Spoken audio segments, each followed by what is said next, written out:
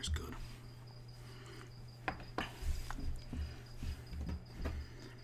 Alright. So I wanted to do like a splat and chat or a smash and chat because I've got a bunch of news articles this week. And E3, I mean, you could argue it started as early as Wednesday with the Pokemon Direct, which... there's a much stronger argument for the Stadia Direct. Or for the Stadia Connect, I mean. Much stronger argument. Both of those things we will be talking about. But the real start, I'd argue, is...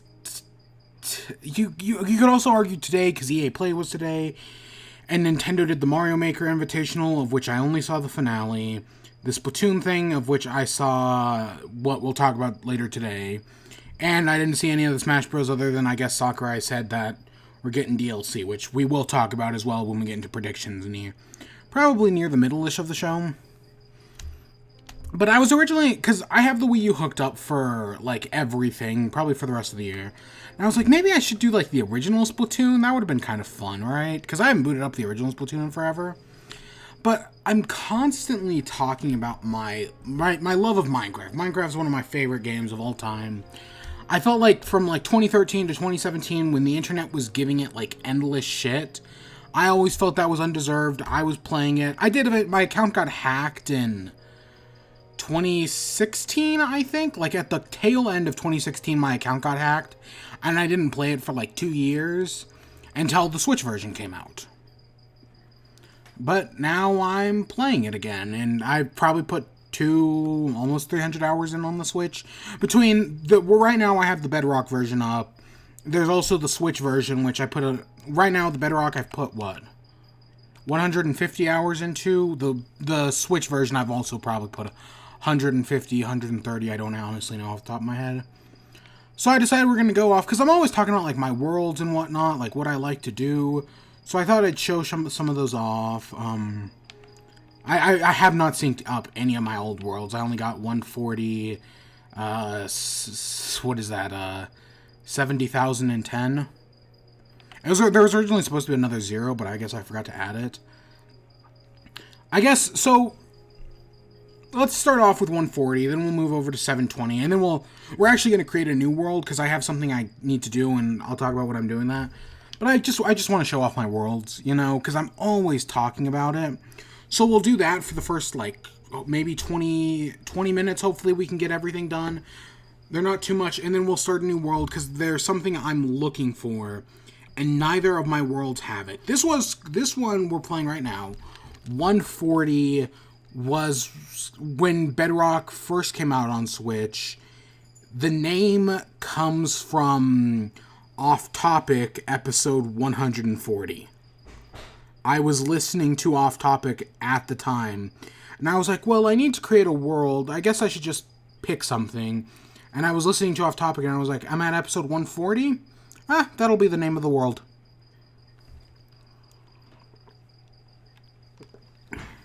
Half of my time on the Switch version has been put in this one.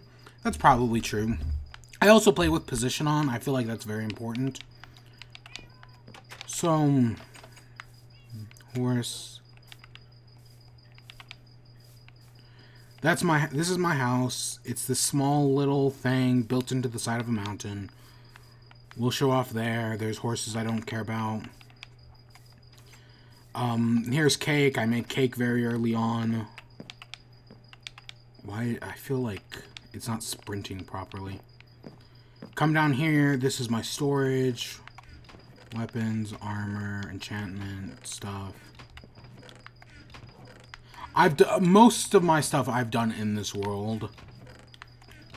But yeah, this was where I first started. I found this place and I was like, this will be nice. I started going down, right? I built that, a storage space. I also built one up.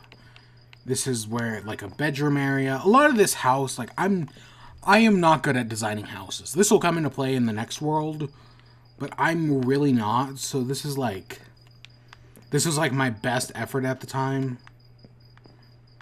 I've got a bunch of cats. This was right before 1.4. I think this was right before 1.13, because they hadn't added bamboo and pandas yet. So that came back to bite me in the ass. None of these have names. Why do I actually feel like I have shown off my world before? Huh. Because I feel like I've shown off my dogs before. We'll find my dogs later. And then you just come up this giant spiral staircase. Here's a little pumpkin farm. And we've got my greenhouse, which I haven't touched. Little greenhouse, top of the mountain, overlooks down there. It's a nice little thing. It's not meant to be a big deal or anything. But I always thought it looked very nice. There's a door outside here. We'll be heading over there in a little bit. Oh, yeah, we'll talk about that. But yeah, nice little world. Shoot. Snowman, for when I was fighting the Ender Dragon, I made a snowman to get snowballs. Actually, was not very useful.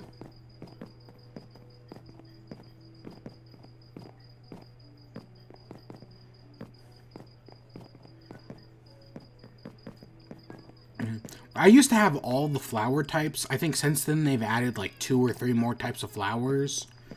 Nothing I can do about that. Well, I mean, I could. I might as well also show, of course, I have a secret thingy. Elytra, dragon head thing, and golden apple. I need...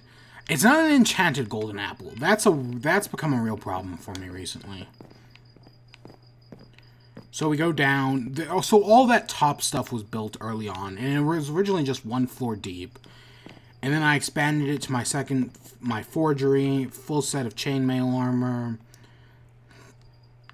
Are these Frostwalker? I think these are Frostwalker. Random stuff. This is Riptide. Riptide is the enchantment that it like propels you through the water, and if you do it while raining and wearing elytra, it's just the coolest thing. I think this is an infinity bow. And that's a fortune pickaxe. Yeah, I've got some nice stuff. I just refought the Ender Dragon recently on this world. Like, that was the last thing I did. Brewing stands, enchanting table. This Ender chest, this links up to the Woodland Mansion, which is, if we're at what, we're at what, 17? The Woodland Mansion is, I want to say, so we're at that number. I want to say the Woodland Mansion is over only like 4,000 that way. But going that way, it's 15,000. It's very far away. It took me forever to get there. Cartographer map, all that jazz. And it links up to this chest. That's how I brought everything back. Yeah. And then Shulker box, boy box. I named it. I made it to make it, and named it to name it. Nether portal. That I've got a bunch of like the shortcut back to the Woodland Mansion's in there, but it's still a few thousand blocks in the Nether. It's a long path. I have no reason to show it off, but it exists. Oh, and also in the Nether portal is a link to the Stronghold and like 2 underwater fortresses. This is the kitty, the one I care about. Most of the other cats I don't care about. I'm trying to sprint, and it's just not sprinting. Come over here. That's where the Nether portal used to be. I left those 2 cobblestone blocks to just, like, memorize it. And then over here. So down there, that's my cave. Like, all my mining stuff I've done in there. But if we take this... So... I was playing Minecraft, right? Bedrock Edition came out. I played for a little bit. I built most of that house. I built everything except for the bottom 2 floors. But then I got bored of Minecraft, so I didn't play for like a month. And then one day I was like, you know what? I'm just gonna start playing again. It felt like, I was like, I need to play, right? I still love the game. This was, God, was this a year ago? I mean, it was probably a year ago, take a little. Like, it was probably like 10 months or something like that. Now, I don't know when Bedrock Edition came out, but it was a while ago. That's all I'll have to say. So I did this. I dug this out. Right now, we're heading back to Spawn, which is pretty far away. I want to say, is it 600? I want to say it's 600 block. Because I want to say it's at 100, 100 is where this lets out. My least favorite part about the Bedrock Edition is auto-saving. When doing, like, writing a minecart or filling out a map, auto-saving just brings the game to a standstill half the time. Maybe it's at 0, 100. It's super annoying.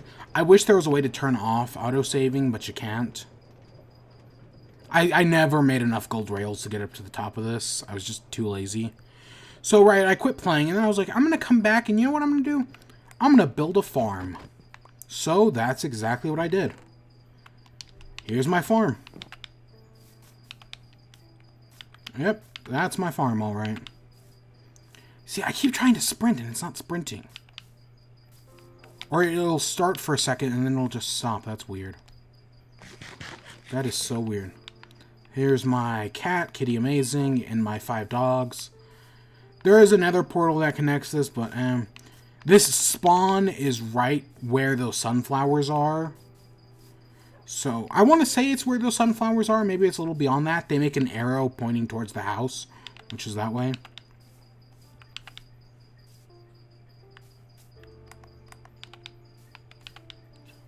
Okay. But yeah, this is my farm. Potatoes, carrots, wheat. This is a little house. This thing has been blown up a half a dozen times. Treasure maps. The ocean's right over, like, that way. Like, maybe 100 blocks. Digging out the farm. A bunch of random shit. Some more treasure maps. All my supplies gotten. And all my fishing stuff, including my uber broken fishing rod. Yeah, that was crazy. And then another horse I do not care about. I don't even remember taming that horse. We have mob farm. I've got one of each color sheep, dozens of cows, dozens of chickens. There used to be grass, but the sheep have eaten it all. We have chicken hut down there, our chickens. And if we come in here, chest full of eggs, and technically it's an auto egg thing. I don't really need it, but I made it anyways, because why not? Oh, shit. Game's acting really weird. The one that does matter, though, is this one over here. This is the cow barn. And, down here, sheep, sheep, sheep, sheep, sheep, sheep, sheep, sheep, sheep, and sheep. I did one of each color and each, plus a rainbow one, because why not? It's a very nice little, like, pen and whatnot. It works. I'm getting flash. If you know, I'm a big fan of the Adventure Zone, so just stepping down here, I'm getting like tons of Adventure Zone flashbacks. Yeah, this was a big undertaking because I remember listening to it. I specifically remember listening to the high school episode while working on that. Yeah, that's a big one. And yeah. I don't know what wolf. You're not one of my wolves. And then back here we have a beacon. I'm using gold because that's all the gold I've gotten from underwater temples. I've raided like 3 of them. Technically it doesn't do anything and it doesn't extend past the bottom 3 layers, but I just did it out of gold to do it out of gold. You know?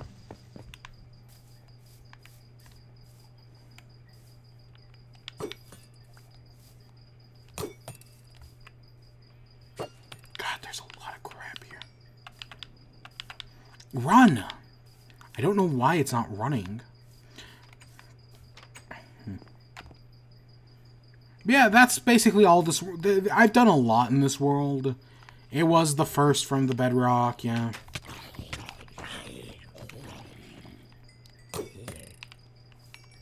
Yeah, no, I have some fond memories.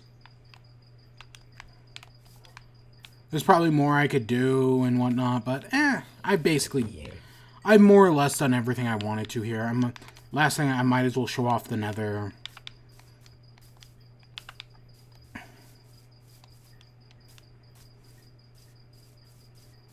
Just because this was also a massive, like, passion project. That took forever.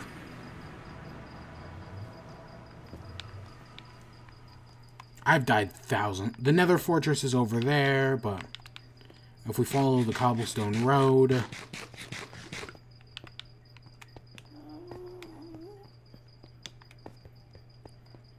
Let's see.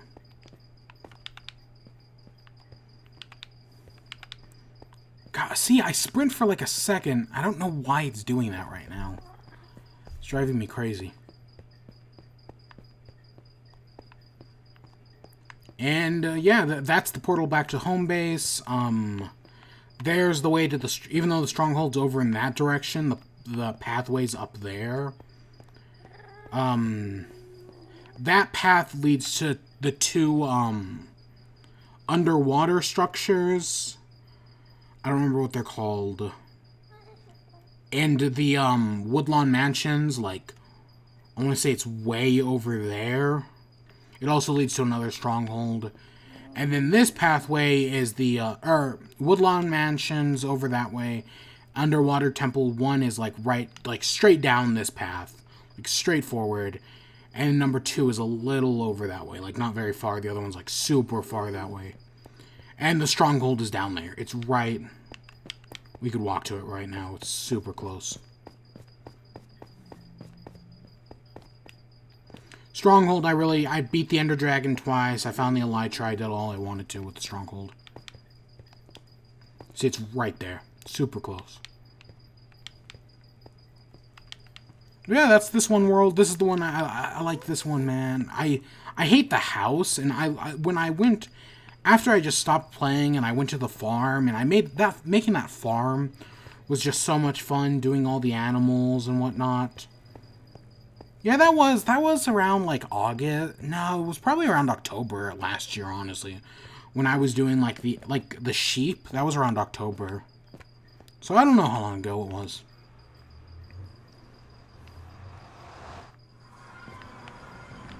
Yeah, that puts us right back in here.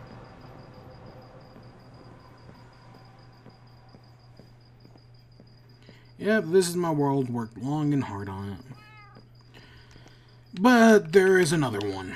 The one that I have been spending more time on recently.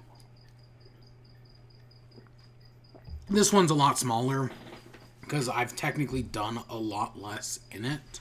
There's no nether portals or anything. Because the world feels a lot smaller, even though I've traveled out like 10,000 blocks, which is complicated.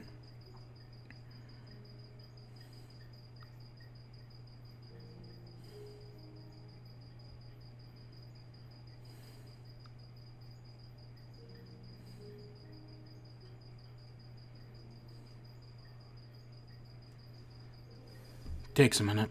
And then, yeah, I'll just show off this world real quick, and then we'll actually get into everything. GC is my creative world. Games is... I've recreated a bunch of, like, Achievement Hunter games and that. I don't remember what this one is. Sequest. Right. It's supposed to be 7 hours... Or, yeah, 7... Is it 7 hours and 10 minutes? 7 hours, 0 minutes, 10 seconds. I think that's what it's supposed to be. Where that number comes from, I was listening to an audiobook, and that's how far I was in when I created the world. I was 7 hours and 10 seconds into the audiobook. Yep, that's how I like to name my worlds. Fun times, fun times. This world's a lot smaller. Again, I've put about this, probably a little less time into it.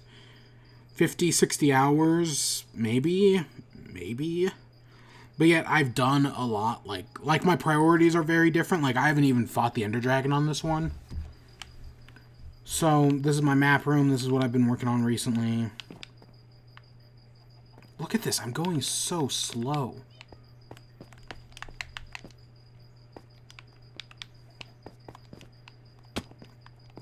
So, spawn is over... Do I have any? I have bread on me. Good. Might as well get that out. So spawn is like that way, like a few hundred blocks, and then a little over that way. It's probably 0, 0. So this is my house. Like I said, I have a bad habit of building underground houses. So for this world, I was like, my goal is I'm going to build an above ground house. And that's exactly what I did. Is this house perfect? No, far from it. I'd argue it's not even finished. But yeah. Nice looking house. I like the one thing I do like is around back, if I could ever get to it. The staircase feature I think is really nice. We'll explore that later. I just think it looks... I like the open, like, structure of it. Well, we can talk about that later. Come on, run! Run! God damn it, run! I hate it. I hate it. I don't know why I'm not running. Tower of Pimps, obviously, I had enough gold to make it, so I was like... This actually got blown up once by a creeper. Sucked. Creepers occasionally spawn in this house for no reason. We have living room, cats 1, cat 2, dog 1. My only dog. I have not found any dogs in this world. Cat 3, TV, dining room table, kitchen, fridge, furnaces, smokers, bell. First things I made in the house. Technically, the earliest thing I did in this house was the cat room. Luna and Sarah. My little cat room. It's very cute. I like it. These were my first 2 cats. These are the only 2 cats There are dozens of cats in this house because there's an achievement to get 30 cats. About half of them were done in this world. So there are tons of cats around this house, but these are these first 2 that I found in a village really close to spawn. It's actually right over there. Like I say really close. I'm talking generally. Are my favorites. That's why they're the only ones with names. We'll go downstairs later. Upstairs, we have another cat. And then in here we have map room. This is like our immediate area. And this is there's an achievement to do a 9x9 with maps. I cannot get the achievement to pop no matter how hard I try. My guess is these maps are like missing spots. And like no matter what I do, I cannot get them to like I don't know, like, there's probably, like, a single block, like, I didn't fill in, and because of that, the achievement, like, that right there, like, that's a thing, but yeah, I have them all organized. We're right there. Big world. Took forever to do this. I even lost this right map. While up here, I died. Where did I die? I died somewheres in here. I think there's a village. Or was it down here? I died somewheres and I lost... I was able to save this map, but I lost this one. So I've redone a lot of this, but yeah. The achievement just won't pop for some reason. I do not know why. This is my storage room. Again, everything's kind of organized. Got a lot of horse stuff. I was more focused on building the house than I was doing the farm. Armor set. Tons of crossbows. Tons of gear. Upstairs, a little higher. We have bathroom cat. Little cute, quaint little bathroom. And then we have 2 more cats in here. Some chickens on the bed. Bedroom. I want to build like a wardrobe or something, but every design I made just didn't look nice. So I'm still trying to figure that one out. I think I need to get bamboo for that, for what I'm looking for. But I cannot find bamboo. Come upstairs. We got 2 more cats. I had them stationed around this lantern. But cats like just drift over time and yeah. Got up here. That's the wheat farm that I've been using this entire time. And that's an animal farm I only made recently because I needed leather. Staircase from above. Yeah, it's a nice little house. I know, like, some people could make it look a lot better, and there are problems with it and whatnot, but personally, I really like it. It's probably the most effort I've ever put into a house that's above ground, because I don't do above ground houses. Come all the way downstairs. And I made a basement. You have a light switch that turns on and off. Pretty cute. So how I was originally going to divide it is each thing is like a different one. So this is my enchanting room. See, I have fire resistance because achievement. Villager I cured for an achievement. I'm kind of still... I need to get another one and put them right here, but I'm working on that. This is my wine cellar wall. I originally only made the basement for the wine cellar. I've put fish in it so far. And this is like a stupid good fishing rod. It doesn't have unbreaking like the other one, but it's still really good. Blacksmithing room. I've got one of these, an anvil, table that does nothing, and blast furnace. What are you using? Repair and stone cutter, I think. I need to put a stone cutter next to it. And then we have library. You still haven't built an enchanting table. I have had very bad luck finding diamonds in this world. I have found less than 10, so I use them very sparingly. And here we have location list. So you've got village, pillager tower, village, home, stronghold, and then blank pages for some reason. And then here we have goals, build house, find nether fortress, find stronghold, kill ender dragon, haven't done, kill wither, haven't done, raid underwater temple. I have found 2, haven't done either of those. Raid One-Law Mansion, haven't done yet. I cannot get a map from a villager to save the life of me. And then Impossible Beacon, that's the hardest one. Find Eden City and Elytra, haven't done. Survive Pillager Raid, I've done that twice. And get the 102, we're close. I think is it Villager? It's Village 4. Village 4 is like my main village. It's not far away at all by horseback. I also lost a horse when I lost that one map. I also lost my horse. I had a really great horse, and it fell into a ravine and died. My house is just filled with chickens as well. While I was building the second floor, a chicken got in, and since then my house has just been filled with chickens. Because mobs have really poor AI when it comes to navigating stairs, they tend to get stuck. So, the house is just filled with the suckers. They are everywhere. And yeah, that's really all there is to this world. There's a nether portal over there. You can barely see the top of it in that hole. I found the fortress, which took forever. My fortress was very obtuse in this world. Like, it was... Usually you spawn, like, right next to a fortress. Not in this world. Not in this world. I think it's, like, a few thousand blocks away. It's not too bad, but it's not great. I was designing a horse stable, because I've got horses, I've got llamas, I've got mules. But I don't know where to put it. Like, do I put it down there? Do I want to interrupt that view? Which I kind of did. Wheat farm, cows for leather, and I've got rainbow sheep because leading the cows back, they accidentally brought some sheep with them. Not intentional, but it happened.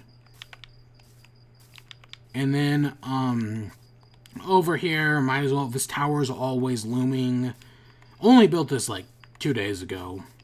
Oh, Sugarcane Coast, I also go fishing around here. I haven't really done that much fishing in this world, admittedly. Unlike the other one. This is for the achievement. Jump 30 blocks from a slant line block. Yeah. I got tridented. That's not good. Oh shit. That's not good. Yeah, I've done a lot less in this world. Like, I did find the stronghold. I can show you where that is on the map, actually. It's not... God. Sprinting is killing me, man. It's not far at all. This is my this 3 rows of trees is all I needed to build up this entire house.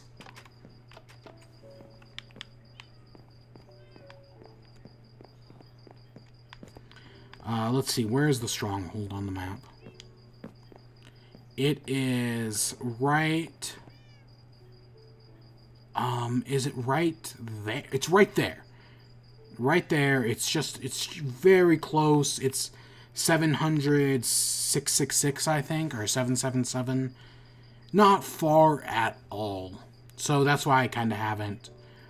Because the stronghold's right there, and the actual stronghold's like right underneath the village, and the path down is like right there.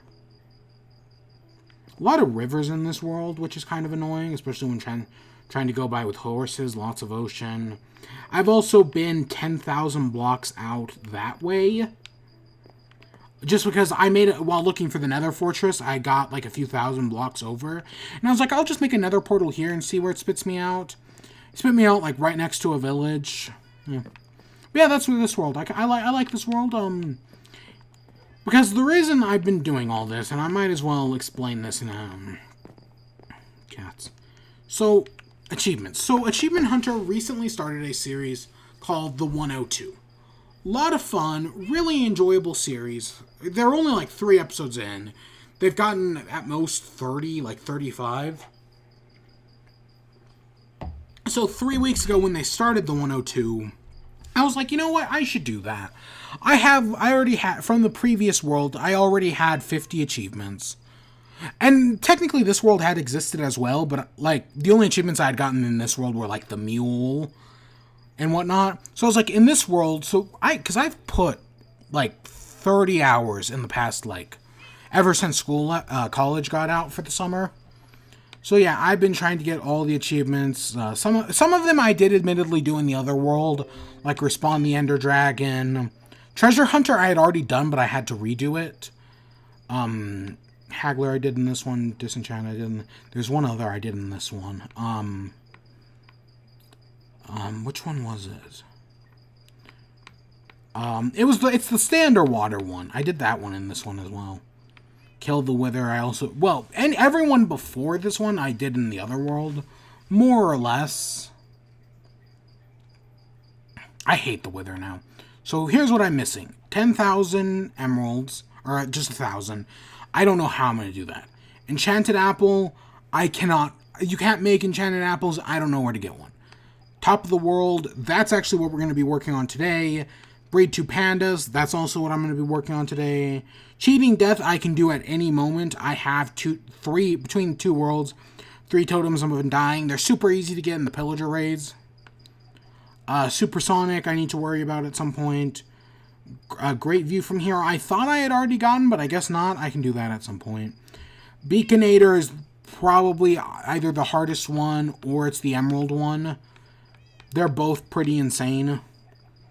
Overpowered, again, can't find the Enchanted Apple. Map, I've done, but it's not popping yet. Like, there's something I'm missing, and I don't know what. Like, one of the maps isn't, like, complete, and I don't know which one. Freight Station, I have also done, but it just won't pop. And then Diamond to You, I don't know anyone else who plays Minecraft. I say followed by someone who popped up playing Minecraft just like a minute ago. Some of these are a lot easier than others, but yeah, these are the 11 I'm missing. But the one I want to work on today is Top of the World and Zoologist. The problem is both of these worlds don't have bamboo. The other world was created too long ago. Bamboo didn't exist in the game yet. And the new world just doesn't have a jungle in it. Like I said, I've scattered 10,000 blocks and I cannot find a jungle. I found a jungle in the other world. It's like 4,000 blocks away. It's a pain in the ass to get to. But there's no bamboo in it. I've searched the entire thing over. So yeah. A lot of fun. But my plan is to create a new world, and we're just going to wander around and hopefully find a jungle. Create new world. I'm going to call it 18, because this is Black and Chat 18. Survival, normal, starting map, bonus chest, member, infinite, seed, I don't have a seed, friendly fire, shore coordinates. Use experimental gameplay. Activate cheats. Nope. No interest in all that. Yep. That should be everything we need. Let's create our world. Let's hope we can find bamboo. My god, if I can't. And while we create that, I might as well say Splat and Chat number whatever. Splat and Chat number 18. I think it's 18 anyways. The counting got off at one point, but I think we're at 18. And I'm gonna go top down. We'll do E3 prediction somewheres in the middle. But yeah. So this is everything that's happened since the last Splat and Chat. Well, more or less. Anything else I gotta say? I know E3 is, like I said, E3 really starts tomorrow with Microsoft show, but I kind of wanted to get all of this news out of the way. Plus, after E3, I'm going to do one next week because there's a Splatfest next week, and then news is going to slow to a crawl for a while, so yeah.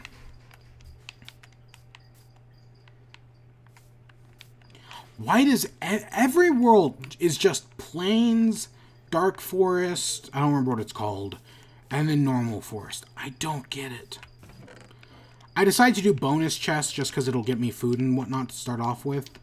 Like, it'll get me stuff I can use. Yeah, so, I thought it made sense just to, like, do this and get all the news out of the way from the past month. And plus, we can cover... Like, I didn't watch EA play, but... Not like there was anything interesting besides for the sad death of Anthem. But yeah, so Microsoft and Sony are teaming up on a streaming service. That's actually really interesting. It has some fascinating implications. Like, because we'll talk about Google Stadia's Connect, which I did watch, and I considered actually covering it. I did have the time to do that, but I didn't. But yeah, Microsoft and Sony teaming up, it's really weird, because for most of this generation, Sony has been so abstinent to team up with anybody else. Like, they're just not doing it. They're not doing crossplay. They're being butts about it overall. But it's nice to see Sony and Microsoft are teaming up. Supposedly Nintendo and Microsoft might also be teaming up to do a streaming service. What the streaming service might be, I don't know. There's probably Project xCloud, which we'll hear about at Microsoft show tomorrow. That has some interesting implications as well. And if, like, Xbox Game Pass is coming to Switch, which Xbox Game Pass also got announced for PC. I meant to actually pick up Xbox Game Pass because it was like 3 months for $1 a month for like a few weeks ago, and I forgot to do it, but I could have had Game Pass for 3 months, and now that it's on PC, or it's coming to PC anyways, which is cool. That's cool to find. Is that sugar cane? That's weirdly spawned in sugar cane. But yeah, a streaming service between the two, they have to compete against Google, and competition is always healthy. I mean, we can talk about the Epic Games Store and what's going on there and whether or not that's healthy competition or just Epic Games monopolizing on the PC industry. I feel like I don't, even though I've watched a bunch of stuff on the Epic Games Store thing, I feel like I'm just not fully grasping it because they're a competition to Steam, which is healthy, because Steam has basically monopolized PC gaming. But the way we talk about the Epic Games Store, it's as if they're, like, single-handedly owning the market, which they technically don't. I mean, Microsoft still owns a big portion of the market, and it's not like Steam does, and Microsoft's technically also got their hands in, as well as, was it GOG, and... Is it Green Man Gaming? Is that somebody else? I don't know. There's a few companies that some people don't like and whatnot. I don't know. Even though I do PC game, I'm not much of a PC gamer at the end of the day. I mean, my computer is okay, but it's not that great. I'm looking for sheep. I need to make a bed quickly. I also need to get 3 sheep with the same color, which sucks. Unless we got 2. Oh, there's one more. But yeah, so having a streaming service to compete against Google's, because right now Google is... There's a lot of talk about, like, who is Google's streaming service for, and I feel like there's this general, like, confusion on what's going on with Google streaming service, which I do technically agree with. Google, like, there are, like, I have heard conflicting things where it's like, based on the Kinect, it sounds like it's going one way, but based on the other thing, it sounds like it's going a different way. But competition is healthy overall, so yeah, Sony and Microsoft teaming, and I don't know how much they're teaming up, if it's just like, oh, Sony's going to be using xCloud to make their streaming service, but they're not really teaming up in a traditional sense. It's just Sony using Microsoft servers, which is possible. I don't know. And I know Nintendo has also experimented with streaming Resident Evil 7 and what was the other one? Assassin's Creed Odyssey? I don't know. It's weird. But yeah, so Sony streaming service. Yeah, okay, I'm interested enough. The Sonic movie. So I talked about this. Yeah, I talked about this last month. Sonic movie I thought looked stupid. I still. Yeah, no, there's no way it's gonna be a good movie. Oh wait, I should get some cobblestone while I was there. But it is interesting that since then, so originally the director was like, hey, we're going to redo Sonic's design. You guys aren't happy with it. We completely get that. So we're going to redo Sonic's design. And it's like, oh my god, he's going to crunch. He's going to put the people, the animators, into crunch. Ugh, nobody really liked this. Plus, can changing Sonic's design change, like, the movie? Is the movie going to be good still, right? Because, I mean, Detective Pikachu is a good video game movie. Which I've always said there was no good video game movies. I mean, movies like Rampage were okay, but I'd argue they weren't good. I think Detective Pikachu was good. Not great, but good. And that's kind of my hope for this, right? That it's going to be a good video game movie. I think it has that potential. Start running, you piece of shit. Yeah, no, I think this has potential to be a good video. Or, well, I think... Okay, so what happened was they announced that the Sonic movie is getting delayed until Valentine's Day. It's taking up Deadpool's Valentine's Day slot from a few years ago, which... I know they're opposite movies, but you get my point. God, I run for a few seconds and then he just stops. It's so annoying. Yeah, I think the Sonic movie getting delayed so that way they can fix up the animation and whatnot actually does give me some hope for the movie. Like, I don't know if it'll be good or not. I don't know if delaying the Sonic movie actually, like, will make it good and, like, fixing the animation. But, you know, it's a good sign of faith. I'm glad they're delaying the movie. I was going to go see it regardless, but now I actually have hope, as misguided as that may be.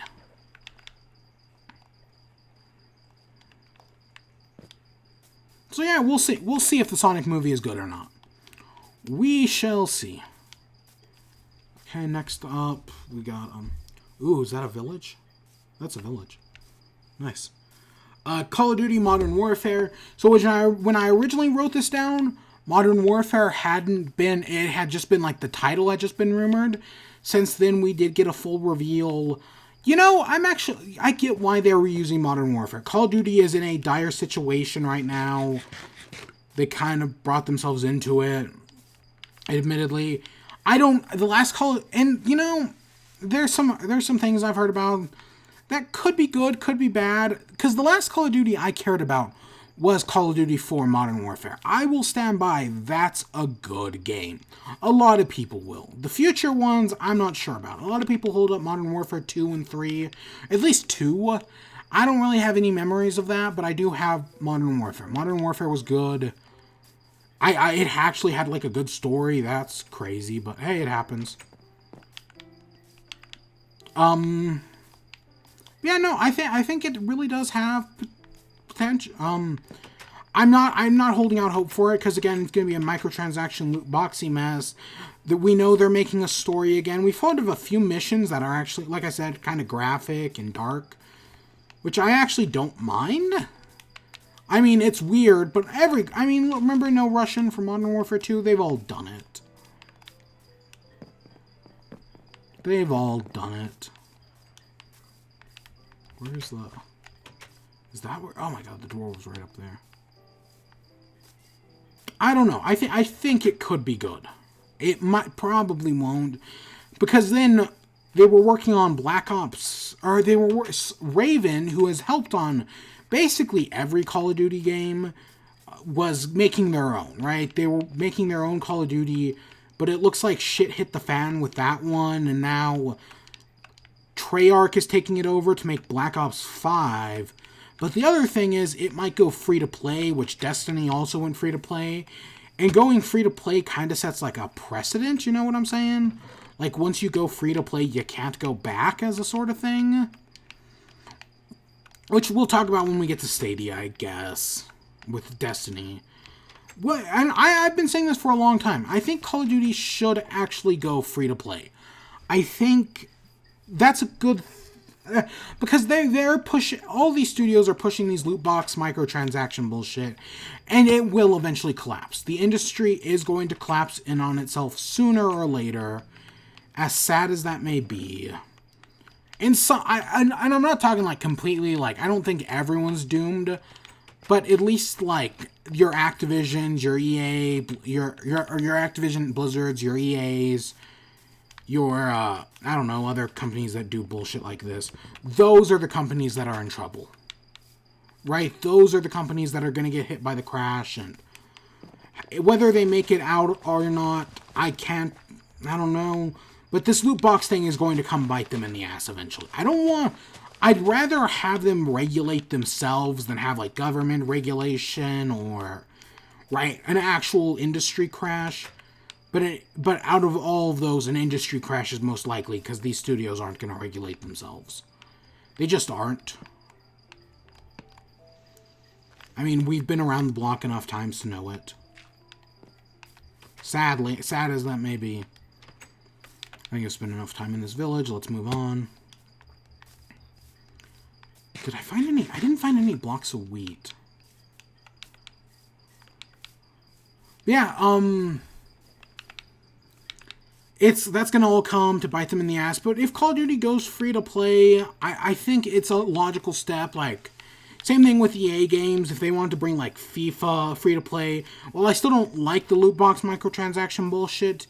At least it's more not excusable. At least it's better if it's a free to play game than if it's like a full $60 game.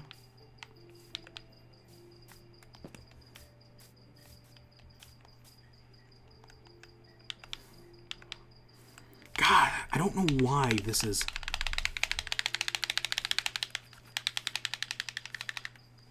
That's so weird and annoying. Like, the fact that I can't sprint is really starting to get to me.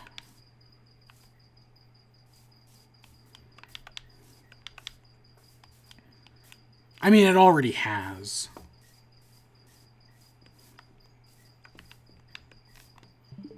Screw it. Controller... change grip / order.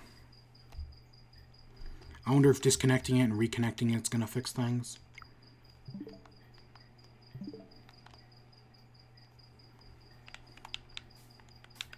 No, not really. God, did something happen to my Pro Controller? I really haven't used it that much of this. Like, it was working fine last time I played. I doubt I got any water in it.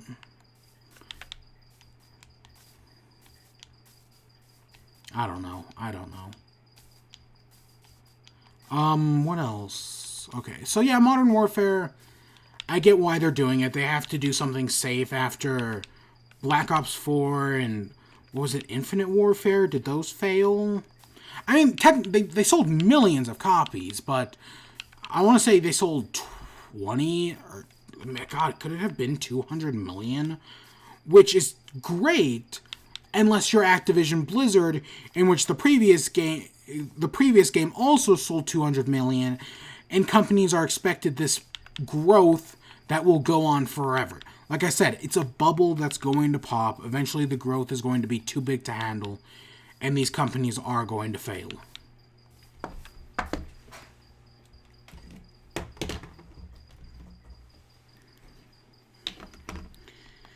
Alright, let's try one more thing.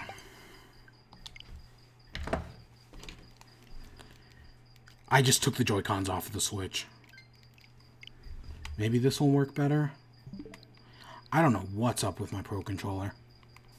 Oh my god, that's so much better.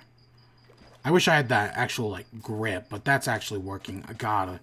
I fear something broke in my Pro Controller. That sucks.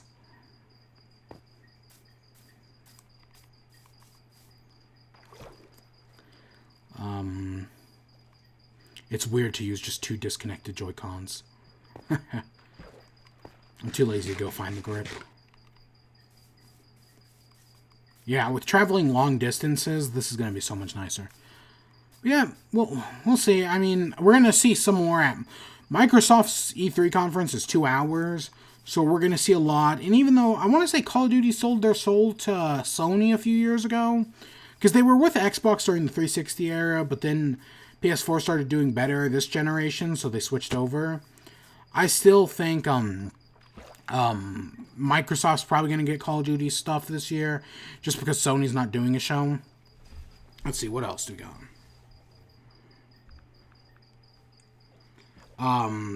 Gaming addiction. Oh yeah, I remember this. So the World Health Organization, the World Mental Organization, one of them announced that in their new book on mental disorders, not the DSM-6 or whatever, it's because right now we're at the DSM-5, so the next one would be 6. Not in that. Well, it may be eventually. They're doing gaming disorder as a real thing. A lot of people are taking this way out of proportion and like misunderstanding what this means. Gaming addiction can be addictive. Like anything can be addictive. Like cigarettes or gambling. Gambling's a big deal. Like that's a big addiction. Alcohol, any drug really can be addictive.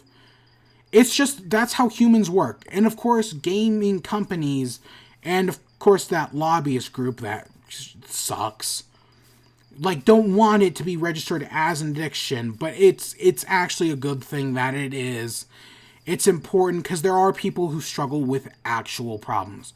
The main one, and gaming addiction, not everyone's going to have it. It's actually going to go to a very small percentage of people.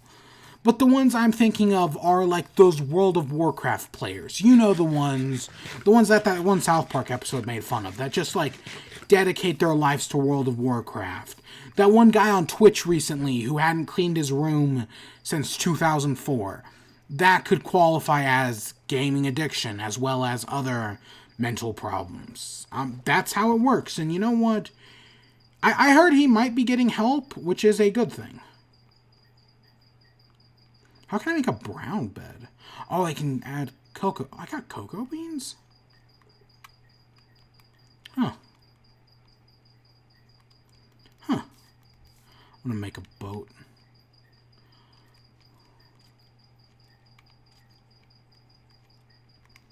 But yeah, no, I do think it's a good thing to have gaming addiction as an actual thing. I think very few people should do actually have it.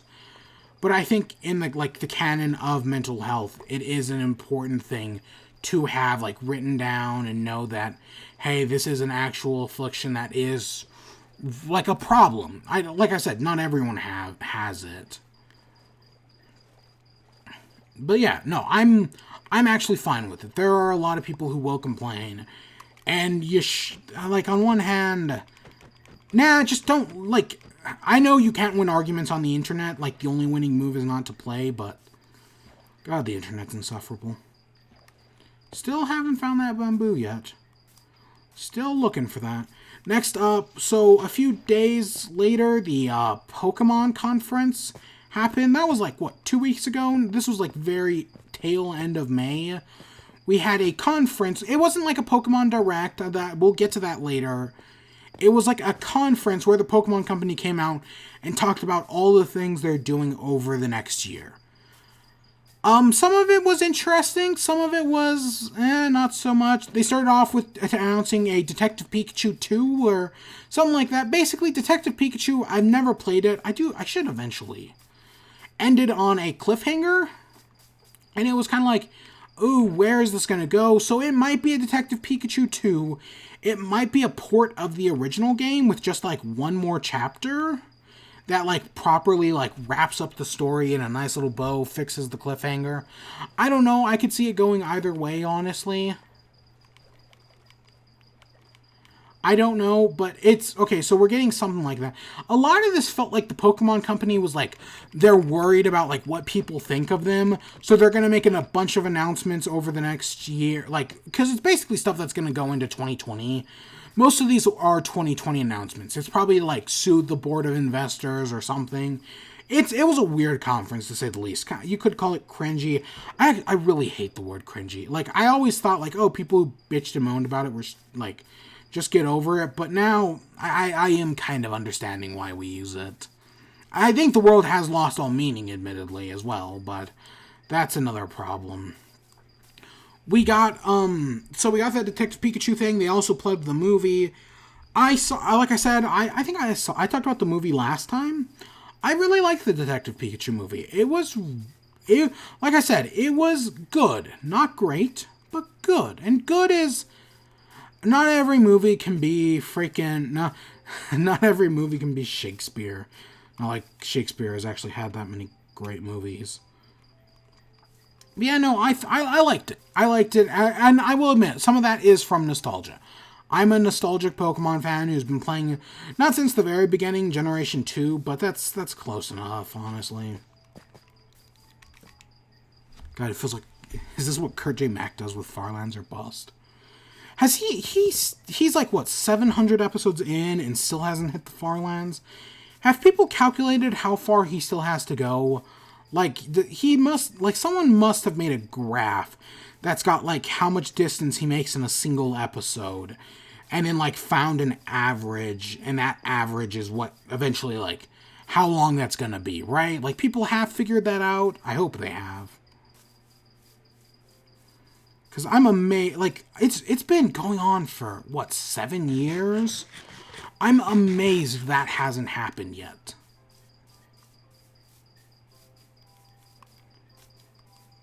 It's crazy.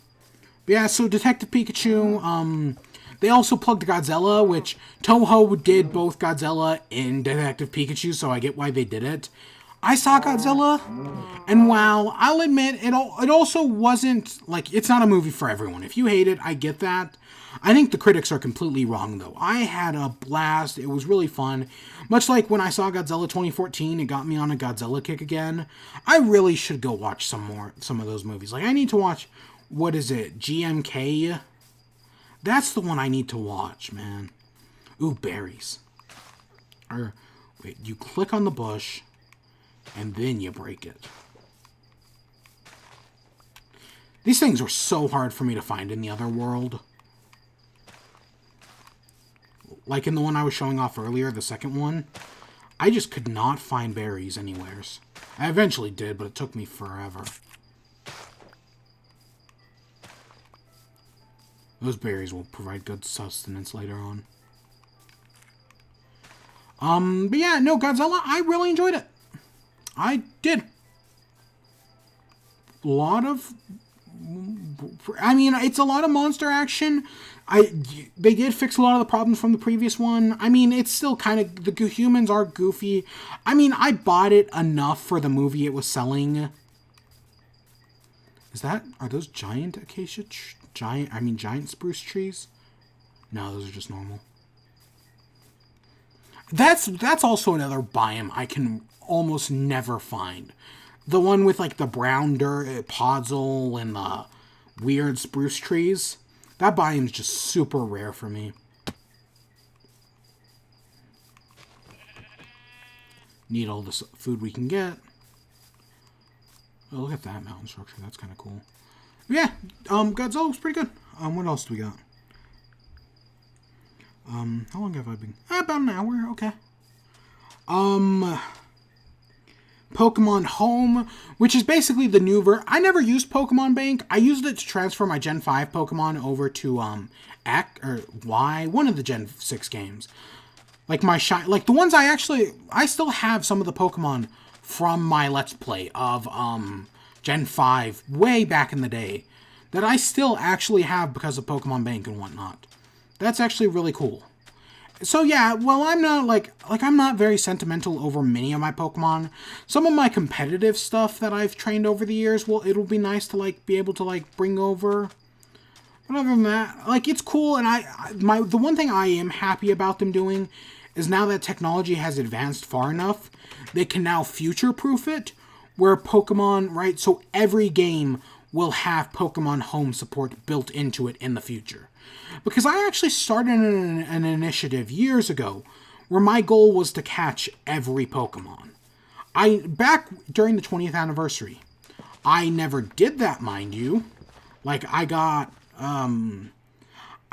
like, Gen 1, Gen 7, most of Gen 2, half of Gen 3, and half of Gen 6. But that was technically it. Like, I never did, Here, chickens, have some seed. Like, I technically never got, like, I never even started Gen 5. When I say most of Gen 6, I think I didn't get past, what, the 3rd or 4th gym? Like, I only got a few gyms in.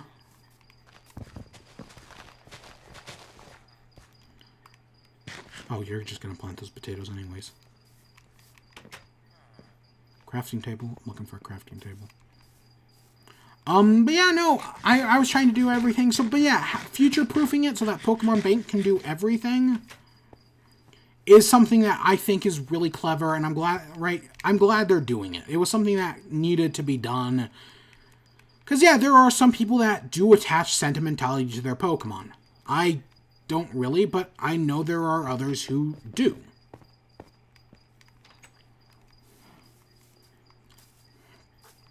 Yeah, so yeah, I'm all on board with Pokemon Home. It was probably the best thing to come out of this the conference, for better or worse, depending on what you ask. Nah, for the better. I mean, I know they're eventually going to get rid of the bank, and I'm going to have to figure out how to transfer Pokemon over from that. That'll take a while. God, that's a weird one. There's no, besides a brewing stand, there's nothing in there. And I don't really have need for a brewing stand. Looking for a crafting table. Lectern's nice. Is this the house I can jump off? No, I cannot jump off the roof of that one. Yeah, I'm all on board with Pokemon Home. Pokemon Sleep. So they started off this trailer for Pokemon Go, and I actually did think it was a good trailer. It got all the emotions right. I felt it, is what I'm saying. But then then at the end it goes from, like, miles walked to hours, and I'm like, oh my god, are they really doing that? I have a super unhealthy sleep schedule. I've been doing some live streams over on YouTube, because I don't have a contract with Twitch, so I can do that. And during it, like, I complain a lot about my terrible sleep schedule. So it's actually kind of, like, funny to see, hey, now Pokemon's encouraging me to sleep. I like Pokemon Go. It'll work for a while. I eventually did get over Pokemon Go, but but that didn't happen eventually. And I actually did get, because where I live, there are no Pokestops. There are none. There's one at a church, but other than that, nothing. It sucks doing Pokestops here. But when I went over to the college, now the college had Pokestops. They had a lot of Pokestops, actually. So I actually got back into Pokemon Go when I started doing college. Well, not when I started, like, you know what I mean. Like, I got back into it, is what I'm trying to say, at some point. Because one day I was just kind of like, I wonder how many there are here. And just, there's a bunch, man. So yeah, I get Pokemon Go. Pokemon Sleep is interesting. I find it funny that they called Pokemon Go, they made a new Pokemon Go Plus, and they called it Pokemon Go Plus Plus. Man, that's stupid. Does Pokemon Go work with smartwatches? I've been wanting to get a smartwatch recently. I can't pull the trigger, much like a PS4, which we'll talk about, because it's that time of year. This is probably where I'll be bitching about it the most. I cannot pull the trigger on a PS4. I've always struggled at it. But I kind of want a smartwatch, but then it's kind of like, hey, if Pokemon Go supports smartwatches as well, that would actually be really cool, because I know they keep track of all the other stuff. Come on, Enchanted I don't know if Enchanted Apples can actually spawn in this room. Like, I legitimately have no idea. No, I can find normal golden apples all the freaking time. Oh my god, 3 diamond? That's actually, like, super good. What you got? Power and loyalty. I'll take them, but the problem is I don't plan... Like, once I find the jungle, I'm just, like, setting down a home base, and I don't know when I'm leaving. That's why I'm kind of leaving the TNT here, or else I'd take it as well. Like, this is just the travel world. But yeah, Pokemon Go Plus Plus is a stupid name, but what you gonna do?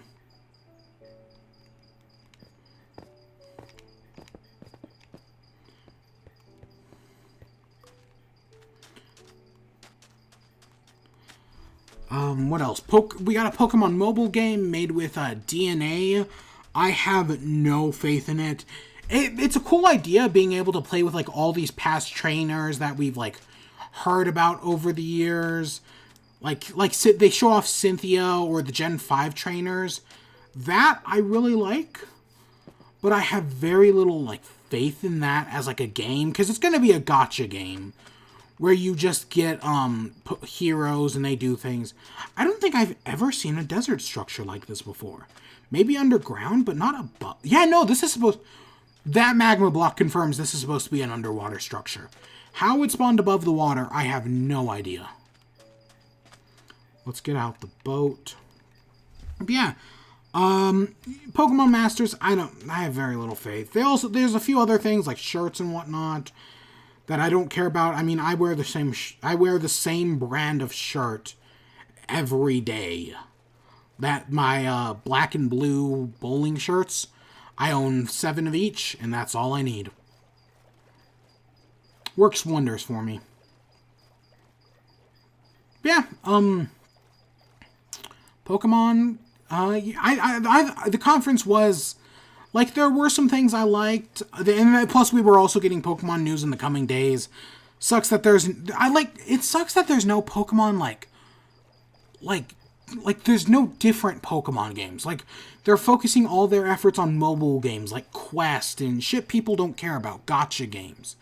I want, like, a Pokemon, like, maybe not a Pokemon Mystery Dungeon, but I want another Trozei, a Conquest, that was the last good one. Pokemon, that one, mobile game that had, like, that was like a puzzle game that also came to, like, 3DS and whatnot. That one really worked. I played a lot of that, but other than that, Pokemon just doesn't... They can't do, they're just not making, like, third-party games anymore. Or, like, we're, like, there's no Snap, there's no Conquest, there's none of that anymore.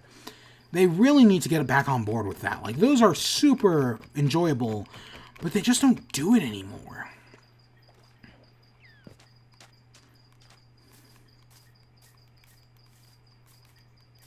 God, it's too quiet. And yeah, I didn't hate the conference or anything. Next up, we got Death Stranding. Death Stranding, we got a trailer, we got a release date, I think it's November or something, right around when Sword and Shield comes out. I did not actually watch this trailer. I just know it happened, and Death Stranding is still confusing as ever. I meant to right before this, actually, but then I got spaced out and did something else. I don't know. I think Death Stranding is either going to be a masterpiece or it's going to be garbage. I think there's a 50-50 chance either way. Because it's one of those things where they basically just gave Hideo Kojima a blank check and told him to make whatever he wanted. Which, I mean, that can make some good things. Citizen Kane, the Lego movie, right? But at the same time, it can also, like, just giving them a blank check can result in some bad things when there's no, like, oversight. What's that? Is it Star Citizen? That's, like, hitting this sort of period where, like, they've had so many ideas for the game and it's been in development so long, it's just, like, it's never gonna end because there's no oversight. It has a word for it. Feature creep, I think it is, where they just keep adding features, but they don't lock down, like, a release schedule or, like, a game plan or anything, so it just keeps being built up. That is worrisome, but the fact that we got this game, like, we knew about it, And yet it looks like a lot, like there's going to be like an actual, like I have faith in this actually. Like it could screw up. It may just be a walking simulator, but who knows?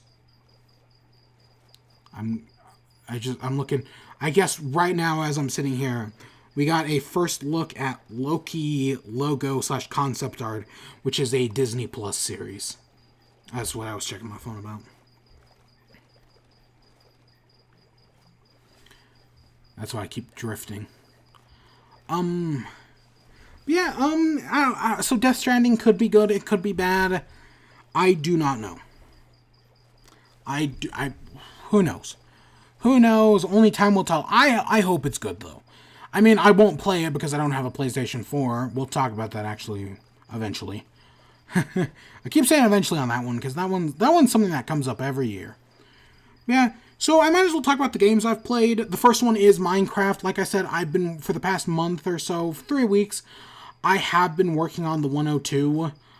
I'm within 10. That's super close right now. The hardest part is finding bamboo. That's like a real struggle for me. Bamboo's going to be a hard one. I'm going to get somebody to help me with Beaconator, because I don't even know where to begin with that one. That one's going to be a pain in the ass. And then, is this ice? Oh my god, I've never seen an ice spire biome before. Well, maybe once. These things are super rare, and this looks like maybe it's because I'm on the coast, it looks very deserty. Oh my god, that's super cool to actually find an ice spire biome. Of course, I find the ice spire before I find the stupid jungle. I have no idea how long we're going to be walking straight forward. Yeah, no, Ice Spire is actually very cool of a biome. It's a very cool biome.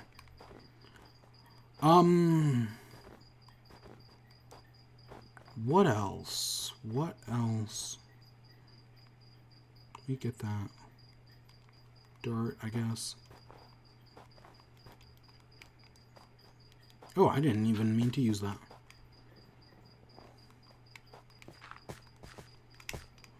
Oops. Yeah, so right, I've been playing Minecraft. The other thing I've been playing is Pokemon Ultra Sun and Ultra Moon. I was more than halfway through the game. Like, I was almost near the end, like, when I played it a few months ago, but I never actually beat it. So I sat down right before the Pokemon Direct, actually, and I beat it. Oh, God, that could have ended horribly. And you know what? Ultra Sun and Moon gets a bad rap. It's a great game. I want to do like a video or, like, I haven't done a double-edged sword episode this year. So the first episode, originally my plan for the first episode of this year is going to be Mario Maker 2, which might still be the case. But I am also considering doing one on Ultra Sun and Ultra Moon, just because I've heard people talk so much shit about that. There's tier list is a big thing right now. And in every tier list I've seen, Ultra Sun and Moon is at the very bottom, F tier. No. I don't think if any Pokemon game, even like within context of Pokemon games, deserves F tier. Like, real talk. I think it's a great game. I thought Sun and Moon was great. I mean, maybe great's a little too strong, but I mean, we'll see. But I'm thinking about it, because I had a lot of fun. I really enjoyed Ultra Sun and Moon. And did I enjoy it better than Sun and Moon? In some ways, yeah. And then I tried to start up X and Y again, and I just couldn't do it. I just couldn't do X and Y. Man, like, I maybe it's just because I need, like, a break between Pokemon games before I move on to the next one. But it was just too soon. It was too soon between them. This is what, village number 3?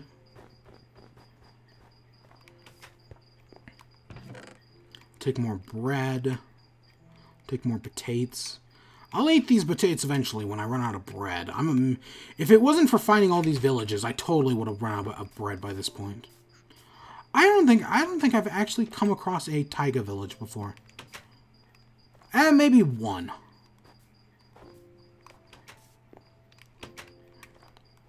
What do you got? More diamond, huh? I'll take that iron. I don't really need the gold, but I'll take the iron. That could be I could use that to make a sword or some shit. What else? What else? And then the only other game I've been playing is I literally just picked it up. Devolver Digital is there. It's their 10th year anniversary. So tons of games were on sale, including ones that just came out. So the one I have a lot of Devolver Digital games. They're a great publisher, and I mean I'm super excited for the final part of their trilogy tomorrow. Like that's gonna be super neat, whatever that turns out to be. Ooh, snow. Okay, wait, that's the wrong way. I almost headed back. We more or less did everything I wanted to do here.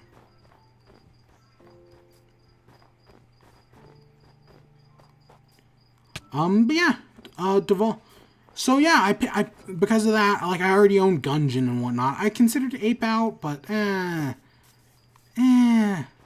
So I picked up a Gato Robo for like, I used a few gold points to get it for cheaper. And you know what? I haven't beaten it yet. I didn't want to beat it all in one sitting. So I played half of it now, and then I'll play the other half of it later. But from the first half I've played so far, yeah, no, it's pretty solid. Again, it's $8, and while it's probably only like 3 to 4 hours, probably 3 to 4 hours on the first playthrough, it is one of those games that's meant to be replayable, which a lot of people don't take into account. Are these leaves white? I don't think I've ever actually seen white leaves before. Not that aren't Sevtech. I've definitely seen them in Sevtech before. Or is it Sevtech? Is it what's the one the one where you go to the moon and Sky Factory?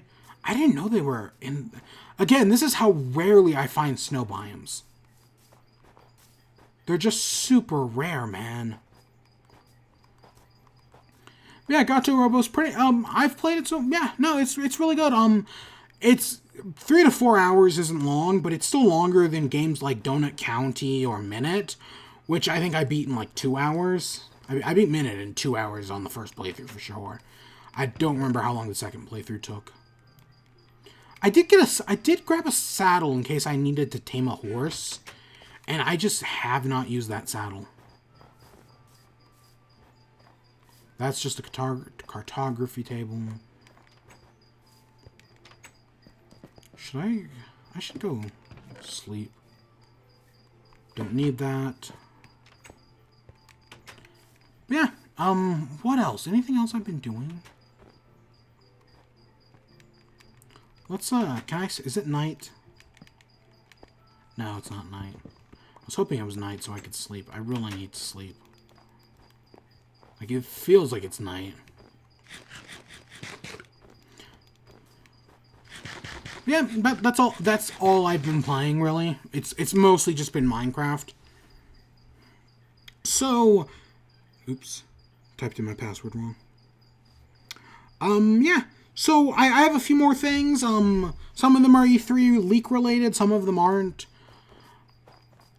So I guess we'll do, I want to talk about Stadia real quick, and then once we finish up with Stadia, I'll talk about my E3 predictions. So Stadia's Connect, which was basically their equivalent of like what is it? It's Nintendo's Nintendo Direct, Microsoft's Inside Xbox, PlayStation State of Play, and now Stadia Connect. Even though I'd argue it's a lot more like a Nintendo Direct than it was Inside Xbox is the most different of those.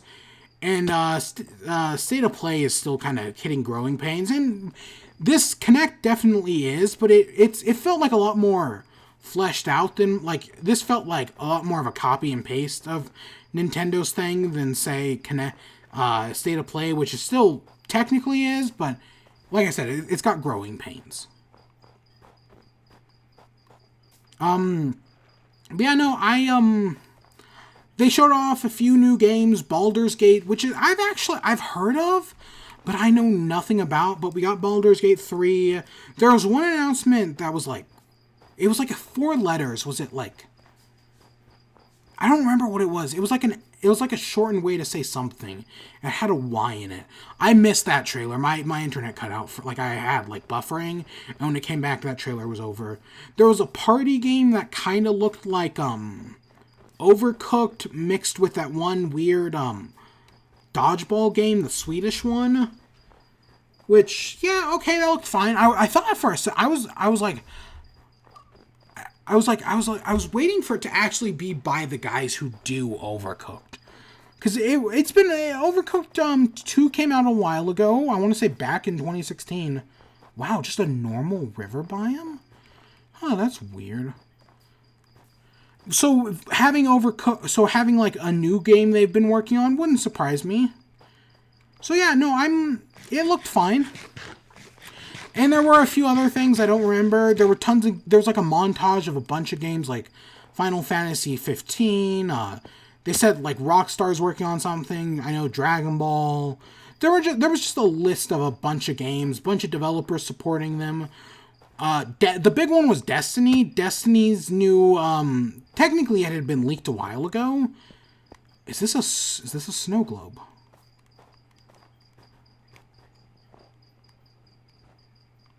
Oh my god, it's an igloo. Oh my gosh, I actually recognize that. I know some igloos have stuff hidden under the carpet. Does this one? Nope. No such luck. That's actually really cool that I happen to recognize what the igloo looks like. I remember when looking for the Woodland Mansion and in the first world I showed off, I remember just running into tons of igloos on the way. There's another village, I think. Looks like it.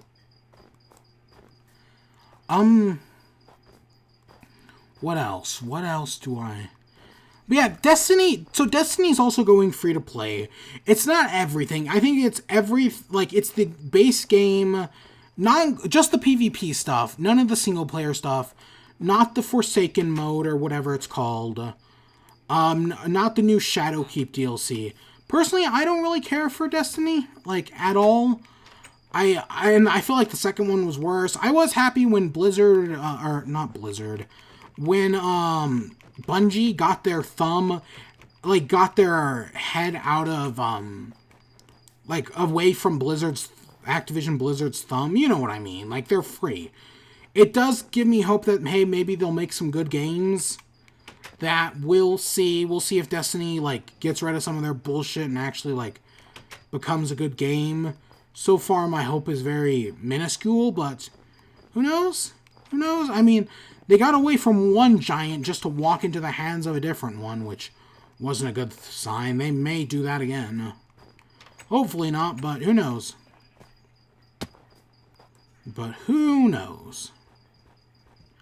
Just checking these things for any, loot. It's cool to... It's cool to find all these new villages. God, I cannot believe how rare jungle is. I found mushroom biomes in other worlds before I found jungle. Take that iron. I don't need the obsidian. Alright, let's keep moving.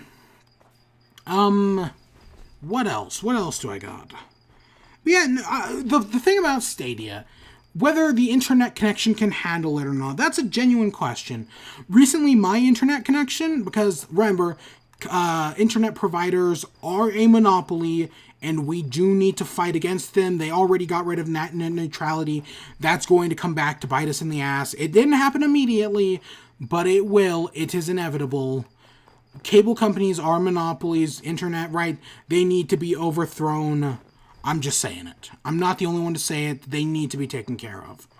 They have too much power in the industry. Is that a pillar? No, that's another village. My God. But so yeah, I know there is a connection test you can do to find out if your internet's capable of doing it. But my internet speed did recently get cut. It's now a lot lower than it used to be, which, God damn it, and I don't have the money to pay for it to bring, and they want another, $30 to bring it back up to what it used to be, which I cannot afford at the moment. I have 2 stacks of potatoes. Oh my god. Yeah, I'm not worried about running out of food. Nothing.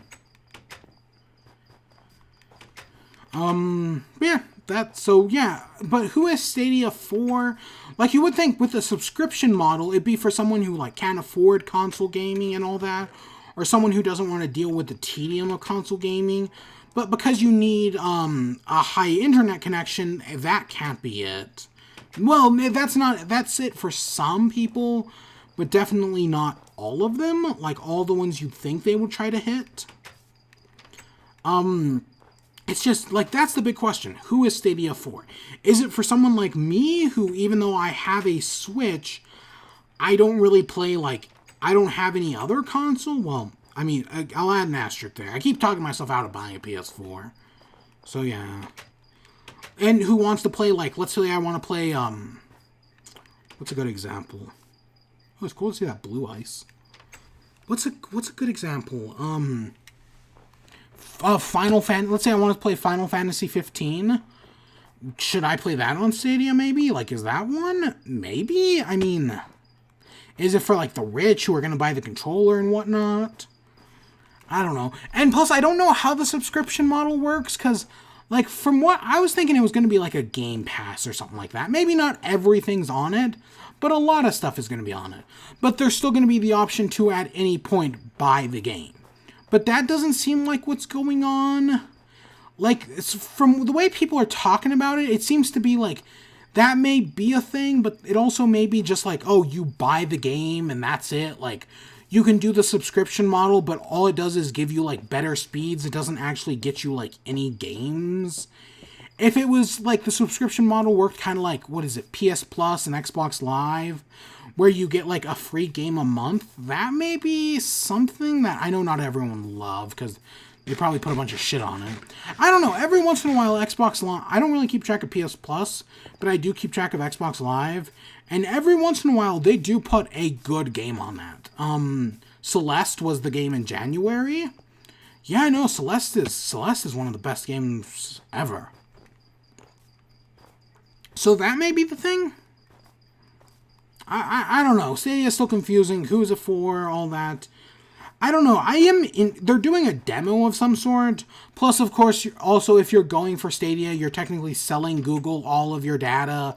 Like, somewhere in their TOS, it's going to have, like, where Google's allowed to keep, like, data on every controller press you do and all of that. Google will just be tracking you 24/7, basically.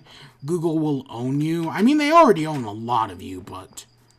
you know, this will be just another thing. And like I said earlier, it is healthy that Xbox is bringing up competition for them. That's a big, important thing. Actually, I think I'm out of water, so I'm gonna, like, park myself in this village until nightfall. Go get some water, and when we come back, we'll talk about, E3 predictions. We'll talk about each conference, and then we'll get to the rest of the news. Some of it's interrelated, some of it isn't. Yeah, we'll do that. Give me a minute.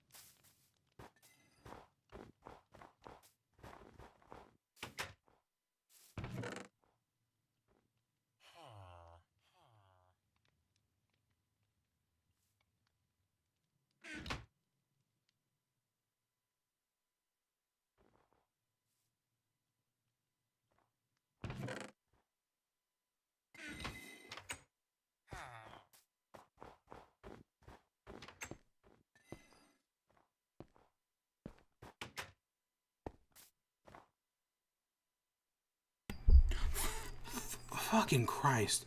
Every time I mute the stream, I hit the button to unmute it and it doesn't mute. Did it get any of that?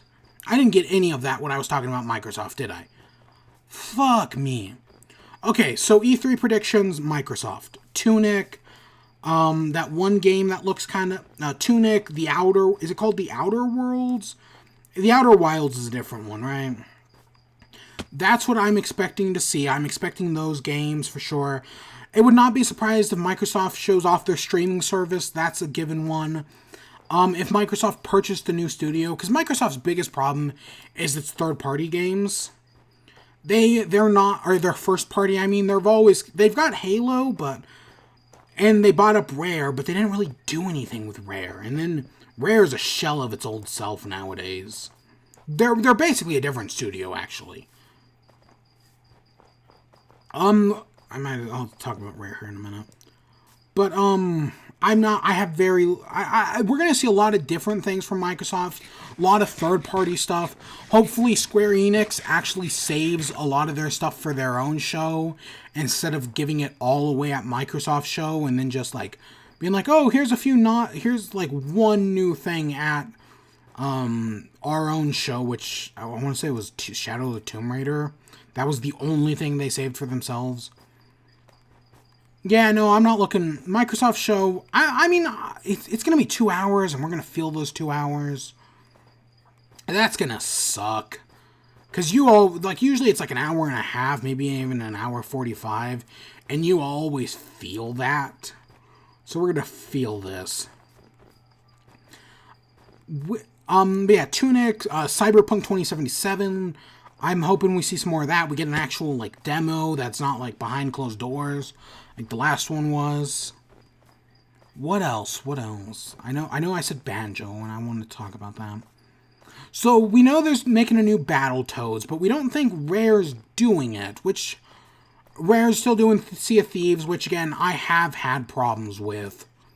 I don't know, part of me wishes I heard it's gotten better, but I hate this modern mentality of road mapping games, where it's like, oh, we can just release a subpar game and then put out a roadmap that, like, fixes everything over the next year. I hate that modern mentality. Screw off Todd Howard, because he was the one who was just advocating it recently, man. Fuck him. I mean, he's a blatant liar. We all know it. But yeah, I'm not... I think Microsoft's going to have some good stuff. But it's also going to be bogged down by a lot of stuff people do not care about.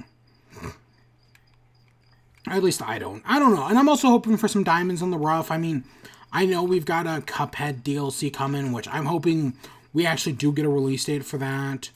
There's something else I wanted a release date for that I said while the mic was muted for bullshit. He's just, God, I don't know why. Every time I mute the mic, it just doesn't unmute itself. I'll never understand why. We also crossed the 10,000 mark. Still haven't found shit. I don't know what it is. Like, they even created an option that adds more diversity to worlds, but it clearly wasn't enough. You can have worlds that are just made up of the same, like, 4 biomes. I don't get it. I'll never get it, man. It's so stupid. I'm gonna have to sleep soon. What else? Anything else from... So we know Battletoads. That might be coming out this year. Might not be. Whether it's like a new... We think it's a new thing, but if it's a remake of the original, would anybody really be surprised? I wouldn't mind a remake of the original the original Battletoads. But I also think we're getting something like Banjo-Kazooie or Rare, right? Something related to that. My hope, or not my, like, I'd love a new Banjo game. I don't think there's any team that's capable of doing it. Because, I mean, Playtonic couldn't do it. And they're made up of the people who made the original Banjo. And if they can't do it, unless you've got some, like, really artistic visionary who just came out of the woodworks and is really reasonable, like not Team Cherry, but like a developer like that's like at what Team Cherry was to Metroidvanias, they are to 3D platformers in the vein of Banjo and Mario 64. I have very little hope for a new Banjo in any way, shape, or form. But if you were to bring in what I'm expecting is if they were to do like what Crash Bandicoot did, bring in a team, have them remake the original Banjo and Banjo-Tooie, and that basically allows them to like get a gist of like what makes a Banjo game good, and then maybe have them make a new one. Kind of like what I'm expecting from the team that did Crash Team Racing. If we get a new Crash game, maybe not next year, but in like 2 years, I would not be surprised. I think they are in some ways ready for that. Come on, please be a fast horse. Nope, you are not a fast horse. Oh, that's some Joy-Con drifting right there. My Joy-Cons didn't drift too bad, but... Yeah, so that's what I'm expecting, a remake of the first 2 games. If we get anything Banjo-related at all, which I kind of don't think we will. I might as well get those out of my inventory. I'm not expecting anything Banjo-related. But what the one exception there is, I guess if you care about there's this rumor going around, it's technically not confirmed, and besides for like a bunch of like coincidental things, there's no like person who's been like, there was one person actually who was like, hint, hint, this might be happening. But, so I guess spoilers, I mean, you already know what I'm talking about, hopefully. But what I kind of would love to see is at Microsoft's conference, somewhere's near the end, Phil Spencer comes out and he's like, I would like to introduce from Nintendo President Doug Bowser. Doug Bowser actually showed up at the Smash tournament today, I guess. Like that's his first like real public appearance as president. Which is pretty cool, actually. I didn't watch the Smash tournament, but it's cool to see nonetheless. But Doug Bowser comes out at Microsoft show, and it's like, hey, we've been working together, Nintendo and Microsoft, for a while now. Minecraft has been on Switch, was on Wii U, 3DS, and is now on Switch with crossplay, all that jazz. Cuphead came to Switch back in April, and we're excited to bring more Microsoft games to Switch, and they announced that Ori Pori Pudding and Pie is coming to Switch, and that could be a shadow. Like, I would not be surprised if they shadow dropped that the day of the conference. I'm expecting, 1 or 2 shadow drops wouldn't surprise me. Like, if they show off, like, Sea of Thieves and announce its DLC and shadow drop it. I don't know when the last Sea of Thieves DLC came out, because, again, I haven't been following that game. But if they, like, shadow drop something there, or just from a number of games, wouldn't be surprised. That wouldn't surprise me if Ori Pori Pudding and Pie, and then they announced Ori and the Wimble Bimble is also coming to Switch. Both of those games. Maybe it'll be like a timed exclusive on Xbox for a few months, and then it'll come to Switch. Kind of like what Epic Game Store is doing, but right? But because it's Microsoft, they get it first, and then if you want to play it later, it will come eventually. And then the other one is the Master Chief Collection. There were a few rumors a while back that the Master Chief Collection was coming to Switch. So if that gets announced, I would be like, yep, that'd be cool. And then the third one is Rare Replay. If they announce, hey, Rare Replay is coming to Switch, and we get like a little montage of like a bunch of different games in the Rare Replay collection, like Conker, Banjo, and all that. But it ends with a scene of Banjo-Kazooie, and he like hits a mailbox, opens it up, and there's his invitation for Smash, and it transitions into his reveal for Smash at Microsoft show. I know that would take away I know Microsoft might not want to do that because it would take away like some of the steam they built up for their own console, but I think it would be a very cool thing to see. Right? And it just, even if we don't get a Smash thing, I still like the idea of having Doug Bowser come out and be like, hey, guess what, our 2 companies are working together, and we're putting Ori games on the Switch, Master Chief Collection, all that. Even if they announce that, hey, Rare Replay Collection is coming, no Banjo tease, or anything, but just Rare Replay, and then as part of it, it's, Rare Replay is also getting the Donkey Kong Country games. Donkey Kong Country 1 through 3, Diddy Kong Racing, and Donkey Kong 64. That would be very cool as well. And maybe, I doubt Nintendo, I don't think it's going to happen, But it would also be cool if it was like, hey, and yeah, also Rare Replay Collection on Xbox is getting the Donkey Kong Country games as well. Right? Like, that's part of their, like, mutual agreement. I think that would be very cool. Like, that'd be something that would make everybody happy. I don't think it's going to happen, but I like it. I'd love it to. What else? And then either that or we get Minecraft Steve. I think we are getting a Minecraft Microsoft representation. But I'm kind of split on whether... Right now, everything's hinting at Banjo-Kazooie. There's the end of one village, and there's the start of another. Wow, that's close.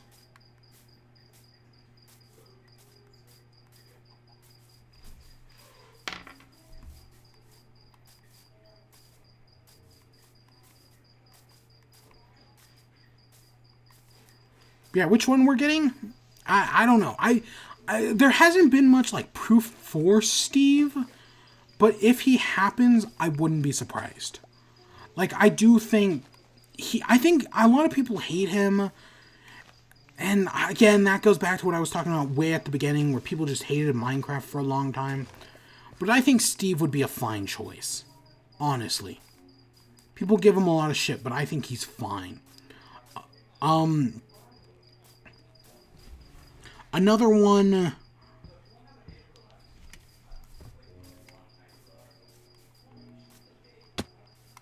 What's another one? Minecraft, Steve... Master Chief. Master Chief is the other one. He's basically the mascot of Xbox for all intents and purposes. And I honestly think he would be a fine addition to Smash. I mean, we have Snake, we have Joker... He would be great. I'd be totally down for Master Chief, because even though I don't play Xbox, I do have very fond memories of playing, I'll just take this stack of wheat, of playing, what's it called, Halo 2 with friends. Like, we used to play until the wee hours of the morning. So much fun back in the day. He moved away and I haven't seen him in years. But yeah, no, I would be down for but okay, here's the thing. I've admitted to this before. I have never played a Banjo-Kazooie game. I just haven't. I didn't have an N64, and I kind of own Rare Replay Collection. It's complicated. But I've never played a Banjo-Kazooie game. But I still want Banjo-Kazooie. There's just kind of that legacy to him that's been built up in my mind over the years that just makes me really want him. So yeah, whatever we get, I think a Microsoft character is almost guaranteed. If we got 2, that would be kind of crazy, but yeah, we'll see. We'll definitely be. But I think at E3 we'll be seeing one of them. Whether it's a shadow drop, I doubt it. But we'll talk about that when we get to Nintendo's conference. But yeah, next up, Bethesda. I think we're gonna find out some more about Fallout 76. They're gonna do some more damage control. I have little hope for it. If you want to know more about Fallout 76, go watch Joseph Anderson's videos. There's 2 videos. They each combine to a total of, I want to say 4 hours? 3 hours for bugs, and then 1 hour for like an actual review. But they are more than worth your time to watch. Oh my gosh. I disagree with Joseph Anderson a lot. I do. But I think even though I disagree, and I think he misses the forest for the trees a lot of the time, I do think he still is really good at his job. His review, they're not reviews, they're critiques. They're great. They are some really great things. I recommend him even if you disagree with him. He's got a perspective that's just really interesting. What else? So we're going to see that. We're going to see Doom Eternal. I don't think we have a release date for Doom Eternal yet. I think we're getting that. Wolfenstein has its DLC. I don't remember what it's called. Is it called Youngblood? Wolfenstein 2? We're going to get we're going to get some actual gameplay of that, and maybe probably a release date this year.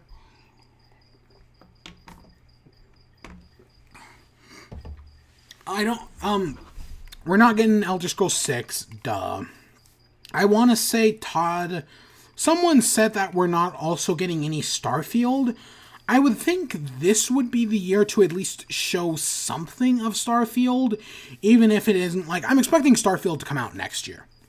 I have no hope for it, mind you, because all my goodwill, every year I lose a little bit more of my goodwill towards Bethesda, but last year especially did not do a good job. Like, I have little to no, especially after what 76 turned out to be, I have no faith in Bethesda.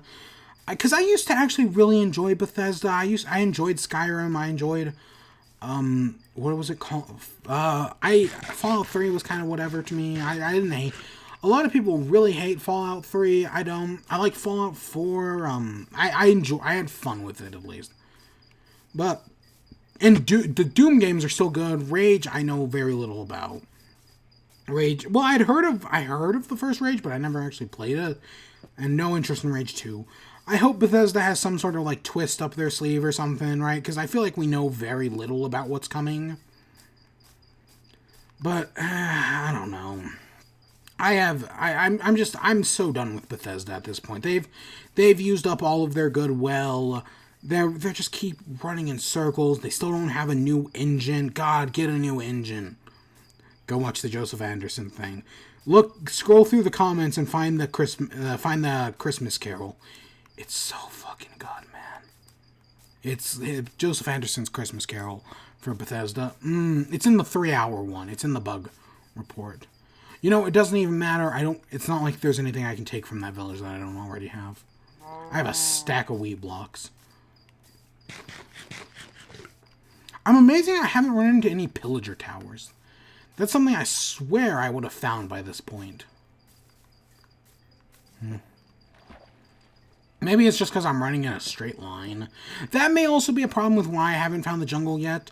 If I was doing like a wider like scope of a search, maybe I would have found one that was like hidden away somewhere, but because I'm just going in a straight line, hoping to find it. Watch, there was one like only like 1,000 blocks in the opposite direction of spawn. Yeah, no, this is the luck I have. I mean, like I said, the last one was like 4,000 to 6,000 blocks away on the other world. It was long.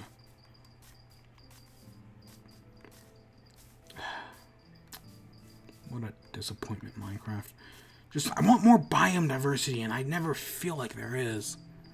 Like, every time they say they add more, it never feels...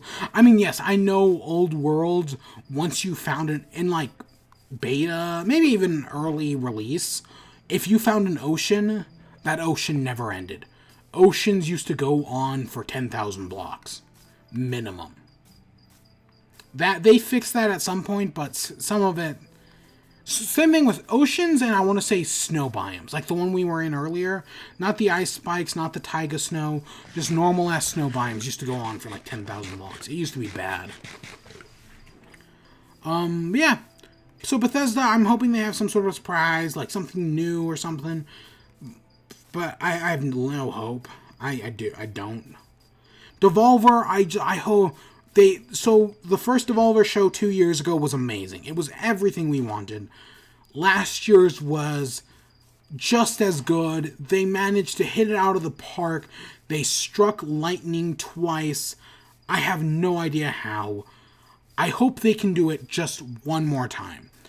They don't have to do it next year, but I hope they strike lightning just one more time. Nail it, make a great parody of E3. Oh my, it's everything I want, man. Because Devolver has been a highlight. Like, it was a highlight last year. I enjoyed it so much. Loot box coin, genius. And it did end on a cliffhanger that hopefully they're just Back to the Futuring it, and there's only 2 parts. Also, My Friend Pedro, which is also, like, I think we actually found out at one of Devolver's shows. Was it last year, I think? Did get a release date. It comes out on the 20th. Yeah, no, that's everything. That's amazing. I'm so excited for that game. I think if you pre-order it right now, it's like 15% off, so maybe go do that. It's definitely worth your time. It looks great. It was one of the best things that shown off at E3 last year. Oh my god, it's just so well done. I'm so excited for it. But yeah, that got a release date like 2 days ago. Next up, the following day is Ubisoft. Ubisoft is...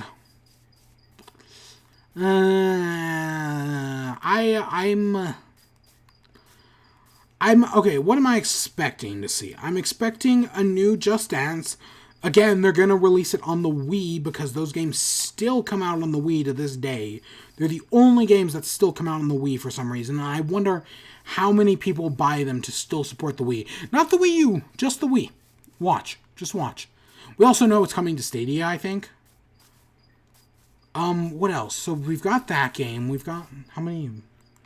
I'm close to being full on berries. We've got Just Dance. We've got,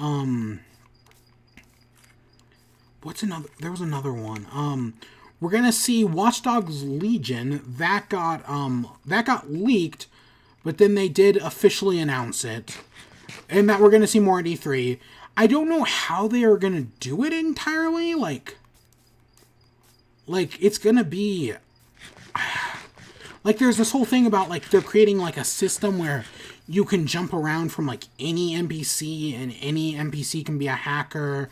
And they're also ripping off the premise of Not Tonight, where it's, like, a post-Brexit xenophobic Britain, which is actually...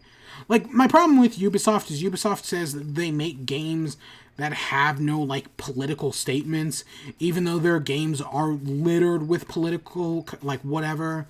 Because that was what? Far Cry 5 is Ubisoft. Yeah, no, it is. And yet, it's a game about, like, Is this it? Is this... Oh my god. The trees looked brighter here, and I was like, oh my god, did I finally find it? Because jungles are very bright and colorful. Nope, just a normal stupid biome.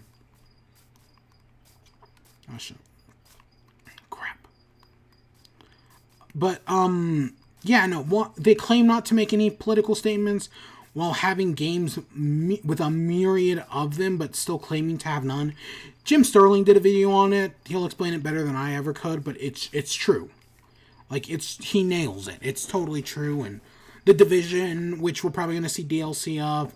There's rumors of a new Rainbow Six game. Rainbow Six, is it Quarantine or... I don't know if it's a new game or DLC or whatnot. Six Siege came out a while ago, and as far as I know, it's actually still fairly popular. I was never able to get into Rainbow Six Siege. Even just, like, watching Achievement Hunter do get good. Nope, it just never did it for me, I'll admit. And usually Achievement Hunter can do a lot for me, man. Especially, like, and then they got Alfredo, who's, like, a professional at Siege, but, nah. It's just not my style of game. Most online shooters aren't anymore.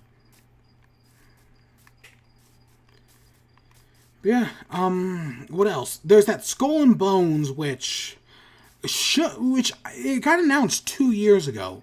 I think it would be coming out, maybe even 3 years ago, for all I know. I think it'd be coming out this year, but it doesn't seem like it is. Like, the atmosphere just... Nobody's talking about it. I've heard nothing about it. So I don't think it's coming out this year, but I feel like it should be. You know what I'm saying? That game's in a weird state. I feel like everyone's kind of forgot about it. We're not getting a new Assassin's Creed. Michel Ancel may come back out and show off Beyond Good and Evil 2. I don't think that game's coming out until next year. I don't know, last year's showing of it was kind of weird. Like, there were some things that I thought were good. There were some things I did not care for at all. So, hopefully we'll get some, like, genuine gameplay this year, at least.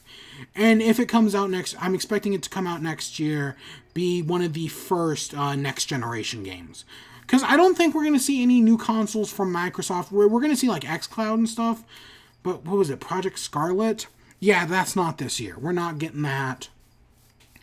But like I said, there are going to be some like Last of Us 2 is going to come out on PS4, but it's also going to come out on PS5 next year.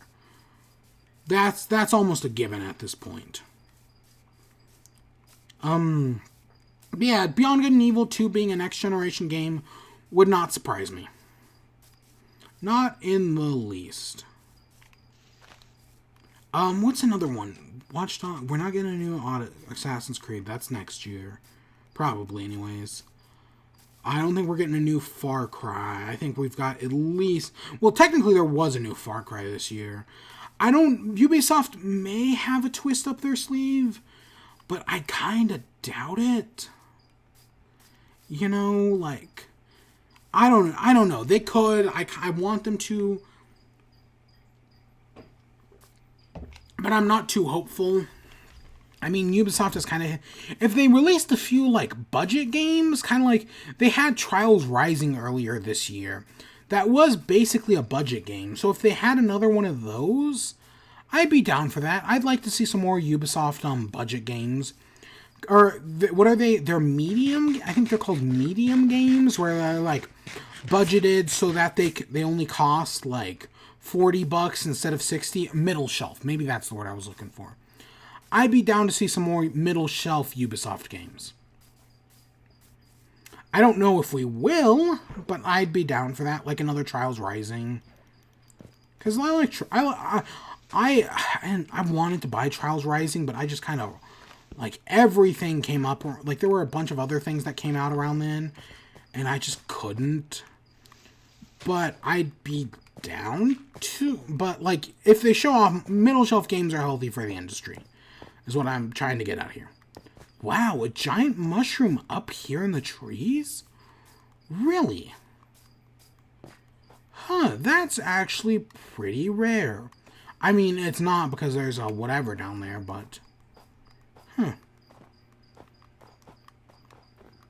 but yeah, some middle shelf Ubisoft games would be nice. Overall, again, Ubisoft has kind of hit their Ubisoftification, where all games are kind of the same, so my expectations are tempered. I'm not expecting, like, a big, Nintendo Ubisoft crossover this year. We had Star Fox last year, Rabbids the year before, or, I mean, Starlink and Star Fox, you know what I mean. I actually bought Starlink. I got it for $10 on Newegg. Still have yet to play it. I think it looks kind of nice, but I don't know. I've heard some people say it's garbage. Some people say it's good. I don't know. It's kind of a mixed bag for me. Is that a swamp biome, or is that have I finally found what I'm looking? No, that's a savanna. That's this biome. I don't remember what this biome is called, but that's that moving into a desert. Shit. Anytime I see trees that go above the horizon, I'm like, oh, I'm hopeful. Square Enix, we know we're getting Marvel's game, the Avengers game. I remember hearing the rumors about that last year, and I'm like, yeah, oh, this is gonna be great. And we didn't get anything. So hopefully this year we actually get some stuff, and hopefully it's good.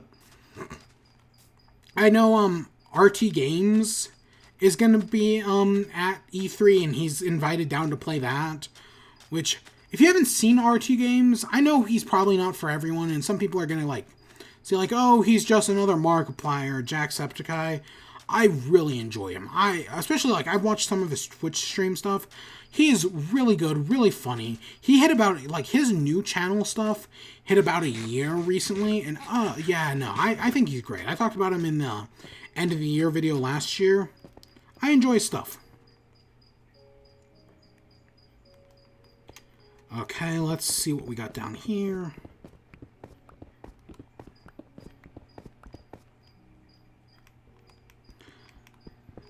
So I was doing a pillager raid, and for some,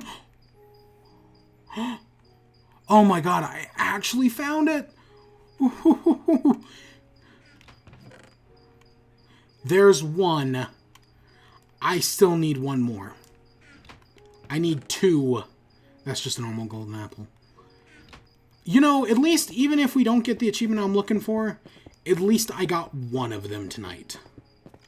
May not have been the one I was looking for, but at least we can say through all of this, I've got one. Holy shit, we'll do that at the end of the stream. Hopefully. I wish I could turn keep inventory on without it being considered a cheat, but it is. Keep inventory just makes something so much more convenient. But yeah, if you can't tell, I've been trying to play super safe. But I am the Marvel game. I'm super interested in, especially if it's like what I've heard, where like you can play as like a different hero. I'm not entirely sure how I feel about like 4-player online. I'm a single-player guy at heart at the end of the day, and I don't know how Square Enix has been about microtransactions or not. I know there was that whole cup ramen thing in Final Fantasy 15, but that was a little different. I'm not what else? What else from Squeenix? Is Just Cause getting DLC? I would not be surprised if we got, like, Just Cause DLC. What else? What else can Squeenix give?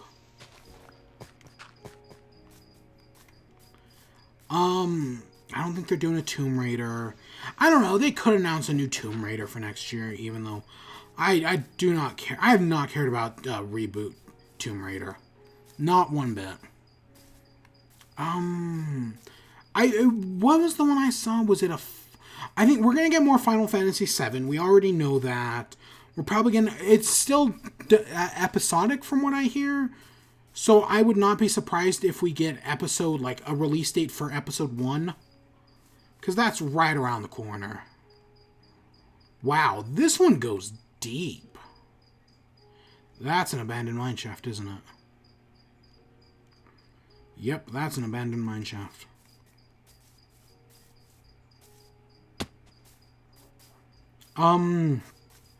Yeah, so Final Fantasy VII, if we get a release date for episode 1 at the end of the year, would not be surprised. I know at some point that game restarted development. Like, it was in development hell for a while, which explains a lot, but episode 1, I feel like it's just going to be because one of the great things about 7, never played 7, but from what I've heard, is like you start off and you're like, oh, you've got the city to explore around, and oh, this is so great.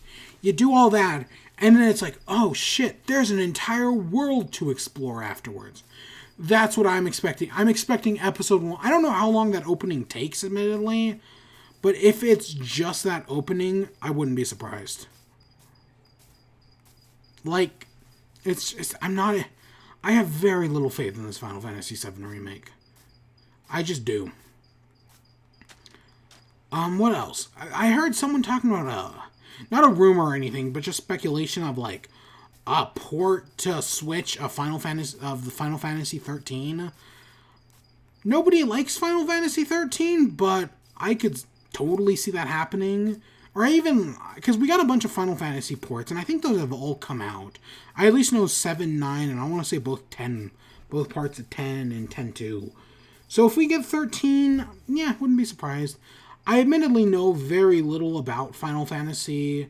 Like, I've only ever played 6. Didn't Crystal Chronicles get announced at some point? What was that?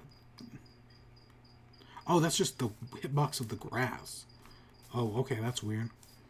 But yeah, Crystal Chronicles remake, that would be cool. Is it Secret of Mana? Is that the one that's getting, that had like a collection or something along with a third game? That would be cool. Chugga Conroy just started a playthrough of, what is it? A playthrough of Final Fantasy, or of Chrono Trigger? I've never played Chrono Trigger. I don't own a copy of Chrono Trigger. So it would be really cool if they announced the Chrono Trigger port, or if they announced Chrono Trigger for Switch. I know they did Chrono Trigger on DS, and I heard that's actually really good. But then they did the PC port, which was just a port of the mobile version, which I heard was not good. So, of course, I don't want the PC port, but it's going to be the PC port. We've been around the block enough times to know this, right? Right. But I would love to see Chrono Trigger, so I can do that.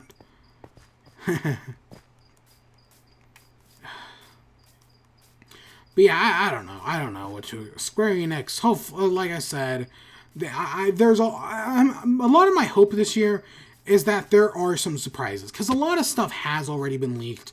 I talked about Watchdog. it looks like everything Bandai Namco had in store also got leaked, which, one of them I don't remember. One of them was a remake of the original Ni no Kuni.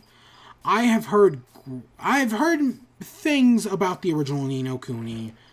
I've actually been curious to play it. I've also heard things about the second one. So yeah, no, it's true. I mean, the entire conference got leaked, but I kind of hope that comes to Switch. I'd be interested in playing the original Ni no Kuni.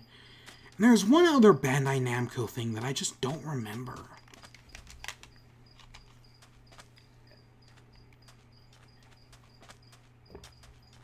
I don't remember.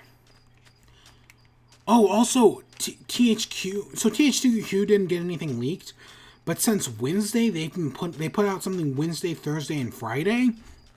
Phenomenal. They did Battle at Bikini Bottom.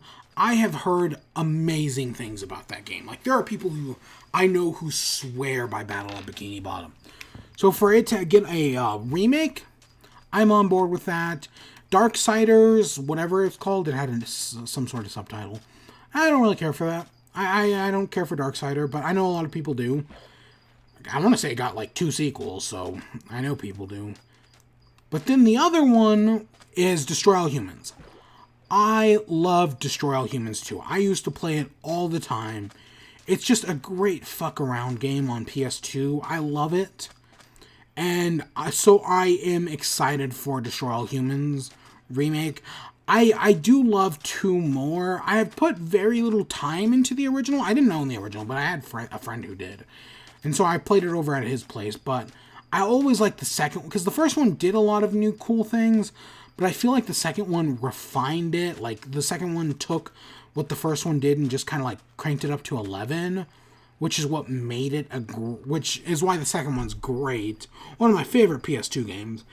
And then there was a third one that came out during the PS3 era, but I didn't have a PS3, so I never played it.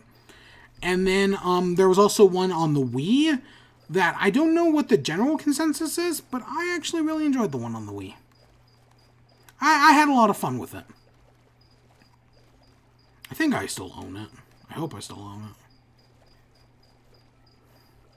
Yeah, no, fun games, Destroy All Humans. I'm glad they're doing a remake, man. That's really cool to see. The shoreline's right here. And then lastly, I know there's other stuff. Like, I don't know what to expect from, like, Kinda Funny Games Showcase or PC Gaming Conference. We might get a few things. Oh, is Square Enix the George R.R. Martin game? Or is that Bandai Namco? Which studio is that? That also got leaked. It has a name. I don't remember the name. I am curious to see what that is. Like, that I am on board with. I don't remember what it was called. Yeah, that also got leaked at some point.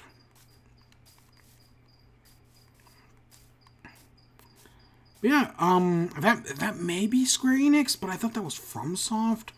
But isn't FromSoft also a Bandai Namco? So maybe that's why it got leaked.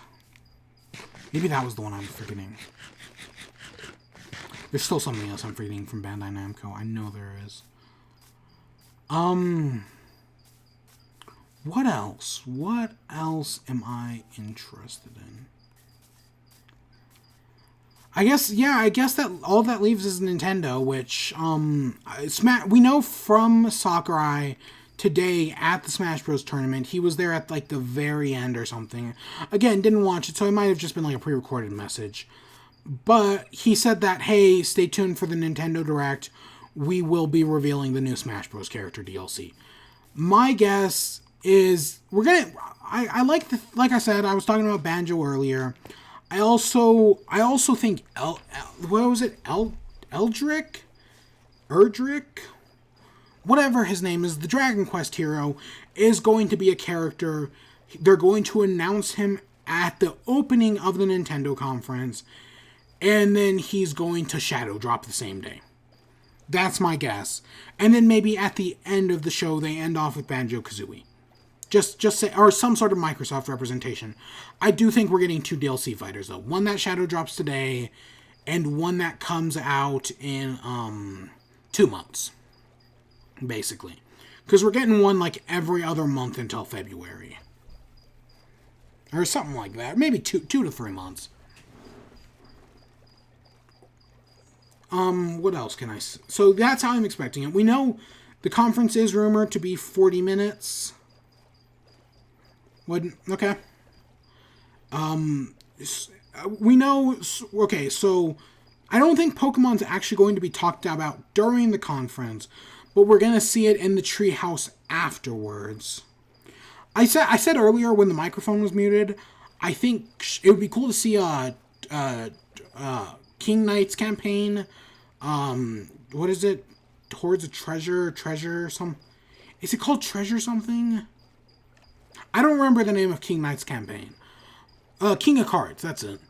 I would not be surprised if we get... I would love to see King of Cards. It's not shadow dropping, but I think a reveal would be, like, a release date would be really cool, whether that be at the show or at the treehouse, where we also find out about the Amiibo, which my guess is August. It's all coming out in August, but it'd be cool to see that at Nintendo's show. I don't think we're going to see anything from King Cherry's project. What's it called? Silk Song. I don't think we're seeing any of that. But we know we're getting Luigi's Mansion. Okay, Luigi's Mansion, that's...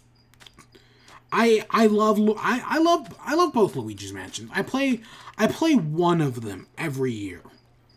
I've played both. I think people give Luigi's Mansion Dark Moon too much shit. Did it stray away from the mission base, or from like the original like open-ish world game stuff? Yeah, but I thought the mission-based structure was fine. I actually do enjoy the mission-based structure. I think people give it far too much shit. I think it works well. I do hope the new one is, though, going back to the original style. I would like to see that again. If they alternated, I would be fine with that. I don't want it to become like a Mario. Even though I know there's only been like 3 Paper Mario games since. You know... No, let's say there's only been 2 Paper Mario games since Super Paper Mario. Because Super Paper Mario is closer related to Thousand Year Door in the original than it is to Sticker Star and Color Splash. I don't think we're going to see a new Paper Mario. If we do, I kind of hope it's a remake of the original. I don't think we need a new Paper Mario. I do think we're like a Mario RPG should be around the corner, but I feel like the Mario and Luigi games have done everything they can do at this point.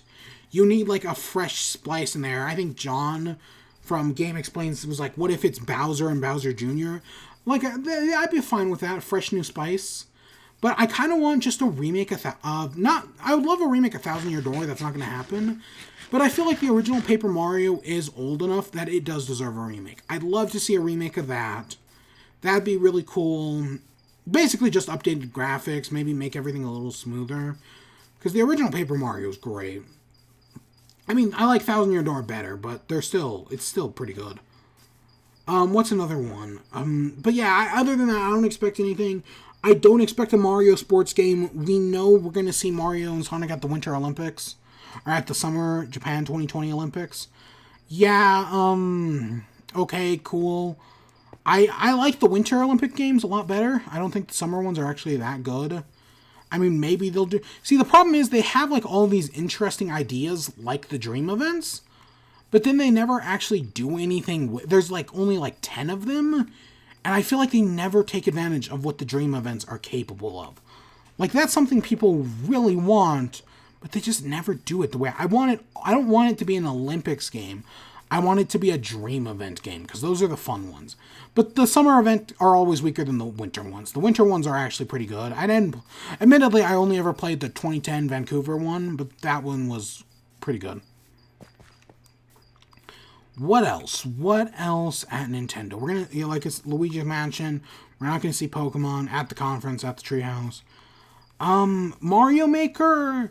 We basically know everything about Mario Maker. There was the Invitational today. I didn't see the invitation. I saw the finale, but I didn't see the rest of it.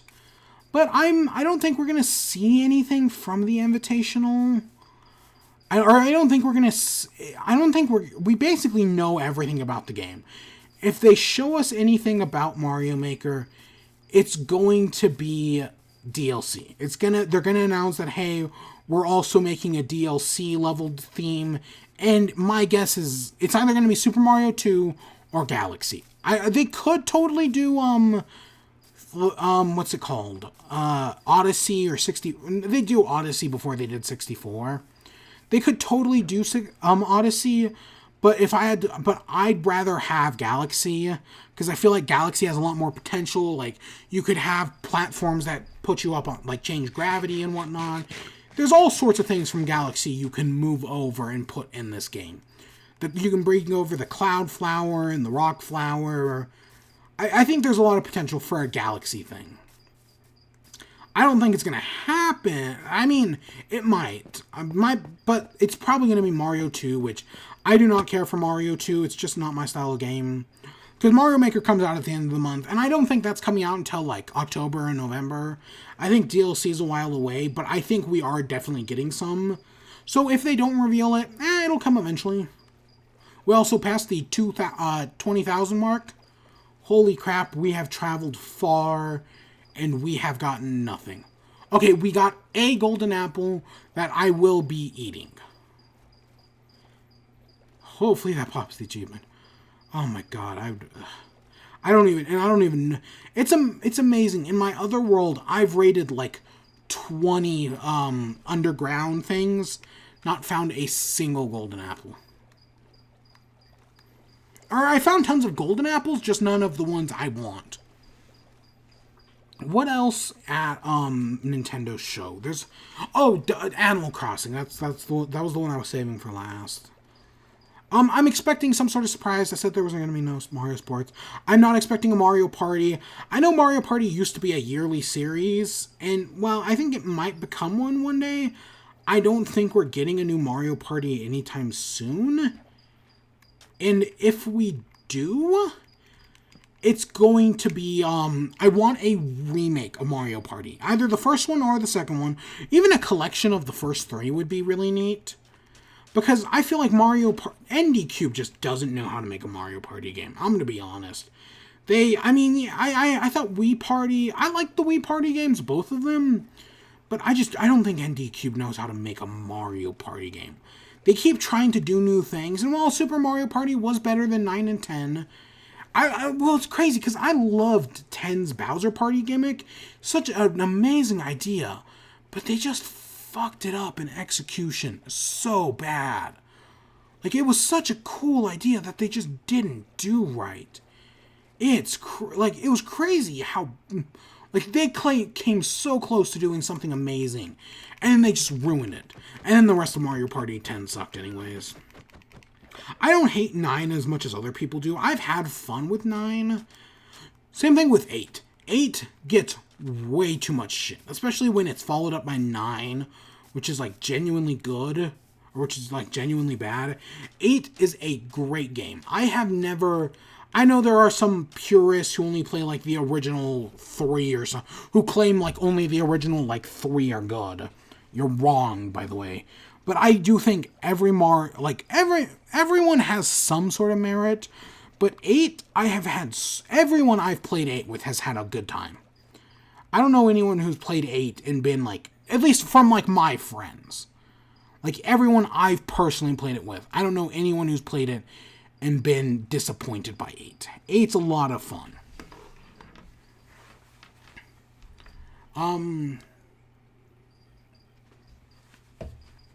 Man, I don't think we're getting a Mario Party. What else? I feel like I think we're gonna get an indie reel that's gonna also, it's gonna show off my friend Pedro with that release date. It's gonna show off, what's Untitled Goose Game. That's one I'm actually, like, really looking forward to. Hey, look, there's an abandoned mineshaft. Untitled Goose Game looks like it's gonna be great. And it got delayed recently, or it got delayed, like, at the beginning of the year. So I feel like it could come out this year. Like, if then, I don't think it's going to get shadow dropped. I don't expect much shadow dropping from Nintendo. Like I said, there's that one thing, that DLC fighter, but other than that. It'd be cool to see that, though. There was a minecart with chest right there. That was what that was. But yeah, I'm not expecting much of a shadow drop from Nintendo. But yeah, an Untitled Goose Game. I kind of, much like Octopath Traveler, which I thought was actually a good name to begin with.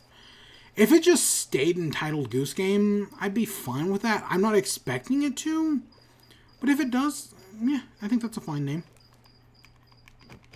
What else? There's probably a few other indie games, some new stuff. Like I said, I'm expecting at least one, like, big surprise.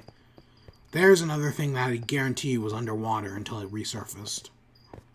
Holy shit. Finding that stuff, that's kind of cool. I didn't even know that was possible. What else? Oh, Daemon X Machina, we're gonna definitely hear something about, and again, people will continue to not care. I know I don't. Fire Emblem Three Houses we'll hear something about, but it's so close. Like, if they just say, like, oh, here's a quick little Fire Emblem Three Houses trailer, but did they do a Fire Emblem Three Houses direct?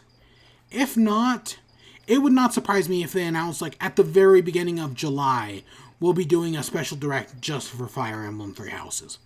I can see that. I totally see that as a possibility. Let's not get off the boat yet. What else? God, I can't believe we're still looking. I wonder if I had just stayed in the original world, in the one world, 7 hours, 10 seconds. God, it sounds like a Kingdom Hearts title. I wonder if that world would have had any luck, and if I would have found a jungle by that point. I don't think so, but I wonder. I guess the world will never know. Traveling 2,000 blocks. I remember when I was going for that fortress, traveling the 14,000 blocks to get to it took forever. And while I know we've been going for 2.5 hours now, I have not felt the 2.5 hours. I'll say that. Like, it has not felt that long. Well, technically it's just 2 hours, because I did the first half hour is just me showing off my worlds, which I'd wanted to for a while now. So weird that there's no music in this game, man. Like, there is music, but it's just so rare. More ocean. So Animal Crossing. I don't know. It could just be as simple as just New Leaf, like New Leaf, but with tons of new stuff. There's a lot of things. I know. We're Josh Thomas from the BitBlock. The relationship with him and the internet is complicated, to say the least. But he had a bunch of ideas for Animal Crossing that I really liked, and I'd love to see, like, some of those implemented. My biggest hope is I want a customizable yard. I know, was it City, or was it Happy Home Designer allowed you to customize, like, your front lawn? I want that again. That was a really neat feature. There's a few things from the Pocket Camp or whatnot that I'd love to see created. If they bring, like, a campsite or something, I think that would be fine. Wow, that mountain. That must be what... That's a tall-ass mountain, man. Oh my god, that actually looks really nice. So what is that? I really don't want to go in there, because that's going to be a pain to navigate. I think I'll have to at some point, but I'm going to avoid it for now.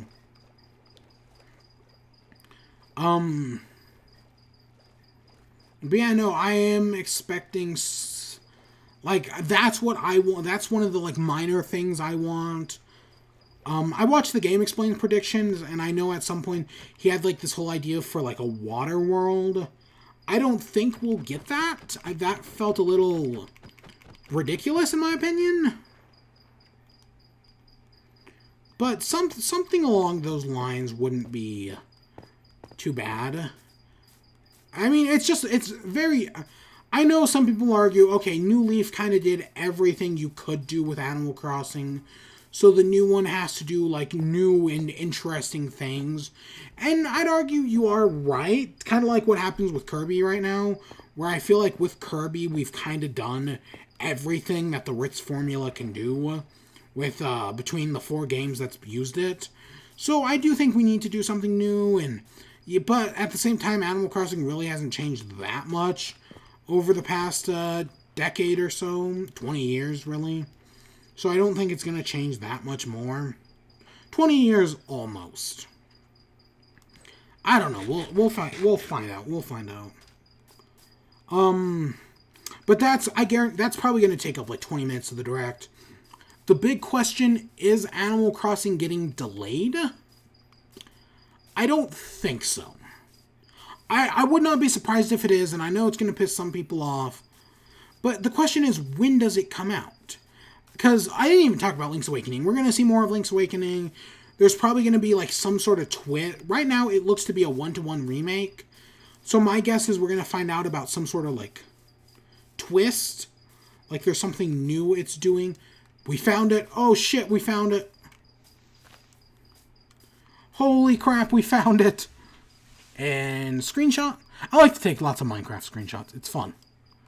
2,000 blocks away. Holy crap. There's some bamboo right off the bat. Let's go.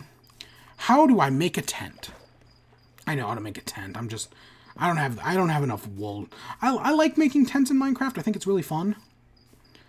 Let's put a bed down. Let's put down our crafting table.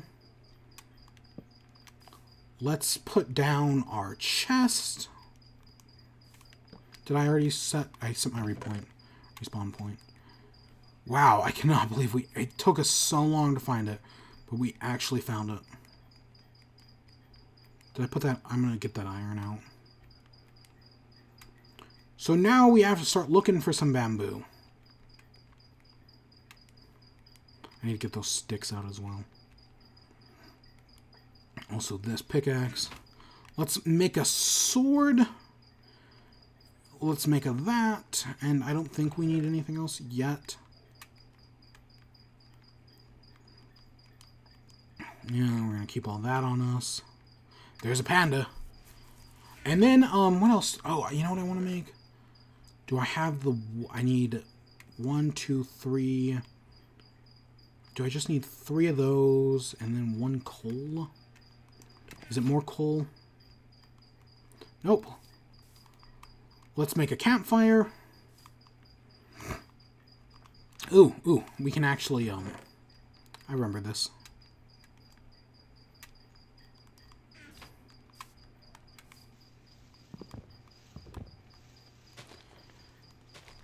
We can put that underneath it, and that, like, doubles the height of it. Cool, we're actually here in the jungle. I don't know how much bamboo we need, but we're going to get a bunch either way. So we're right here. I should probably this is base camp. I'll take a screenshot of it just in case I forget. Aren't you glad I put the bed down? Holy shit, that would have sent us back 2,000 blocks. My God, could you imagine that? Can you imagine us getting here and dying? It's happened before.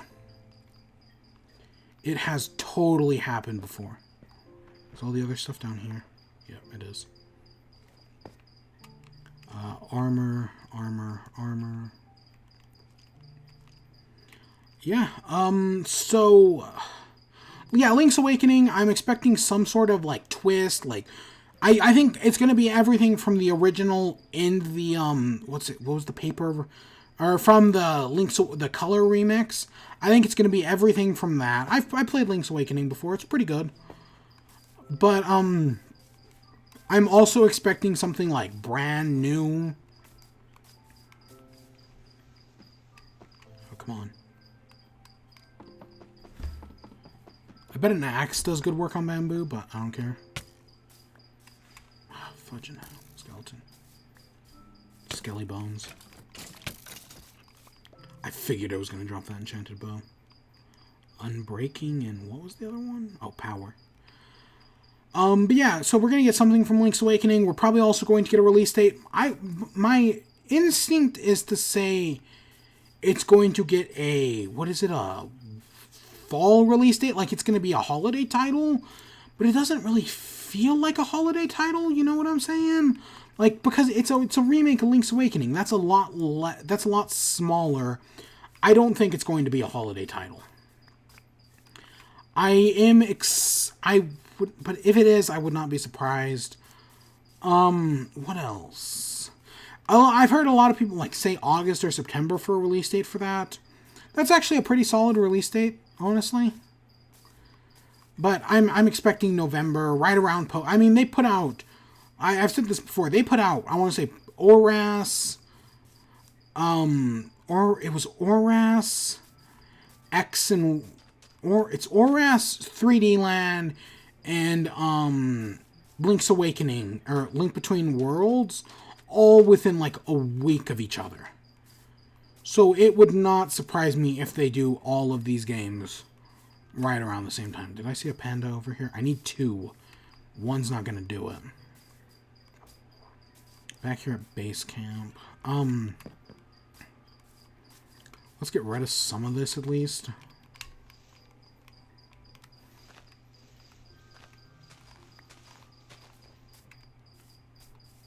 I don't actually want to plant that. Let's make a... Do I still have... I need 3 stone. I'm not going to waste my iron on a pickaxe, or on a stone axe. Or on an axe, you know what I mean. What else? Yeah, we're going to see, it's going to be a big blow, like, much like how last year was the Smash Bros. Blowout. This year is going to be the Animal Crossing blowout. I think it's going to get delayed, though. I would not be surprised. I don't want it to, and I don't know, but, like, part of me is like, they've showed off nothing. But then again, they showed off very little of Odyssey. I think we saw some gameplay and knew a name, but we knew very little about Odyssey. And then we got the E3 blowout. Breath of the Wild had its E3 blowout the year before, technically. I don't know. I could see it going either way. I hope it doesn't get delayed, though. I don't want it to be delayed. I want it to just come out. But, see, the other thing I also think might get delayed is because, to me, Animal Crossing is like a summer game. I like to play it during summer and spring. But right now, at its current trajectory, it's coming out during fall or winter even. And I don't really like... I want to play it during summer. Like, I'd hate to start off and it be... I'd hate for it to take up Smash's slot, where it comes out in December, and it's like, oh, this is our big December game. You have to spend the first month of Animal Crossing in the snow, winteriness. Which, I mean, it can be fun playing in, like, Animal Crossing in the snow, but but I don't want it to start there. I want it to end up there after I've been playing it for, like, 6 months. Is there another panda here? I guess pandas can drop bamboo from what I've been told, but I've never actually seen a panda, so I've never actually had the chance to kill one. And I'm not going to worry about that now.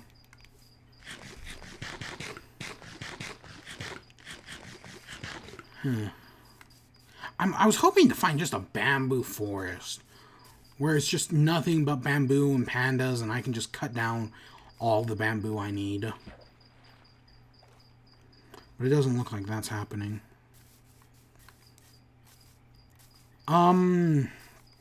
What else? What? Ooh, okay, here's a fun random fact. I have never seen one of these in the wild before. Maybe it's just because jungle biomes are rare, but I have never actually seen a jungle temple. Holy shit, I actually found one. Oh my god. I mean, I've seen them for, like, videos back when I was doing, like, the Snapshot series. I used to find them, but, like, recently? No. I wish I had some torches. That's a puzzle in and of itself. I don't remember how to do it.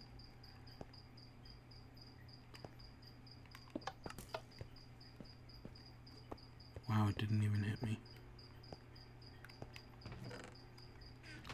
Is that trapped? Oh. I was like, where's the booby trap?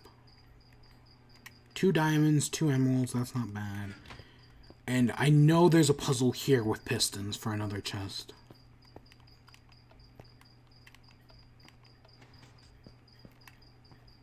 I'm hearing it's like right underneath here.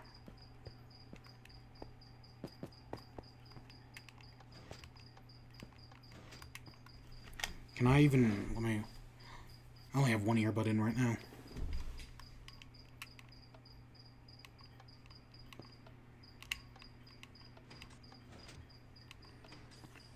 Okay, that made a sound. And then, let's see if I pull this one. That made a different sound.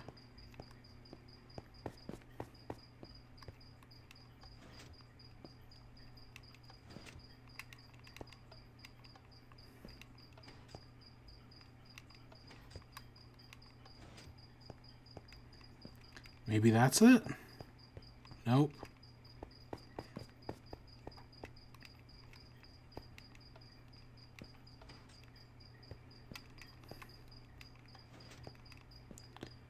That's gonna get... Okay, I'm getting closer to it.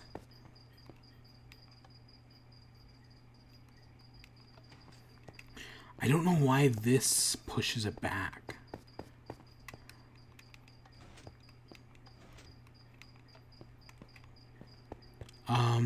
Okay, so it's still out.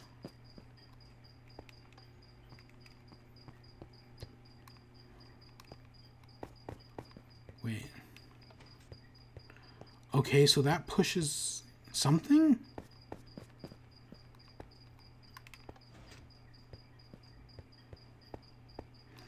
Oh, okay, so if I untrigger this, push that out. Okay, it's lifted. Should be retracted. And then if I pull this... Why isn't that working? Because, okay, this one controls up and down. Okay, this one controls this one's up and down. And this one controls a left, like a left-right over here. So now this piston's right here, but when it tries to push, it can't actually do anything. But I don't know how to... See, because that hit that, and that extended that.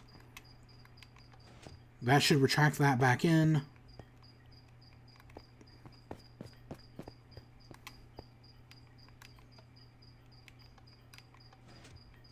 I should pull that out, or that should pull that back, I mean.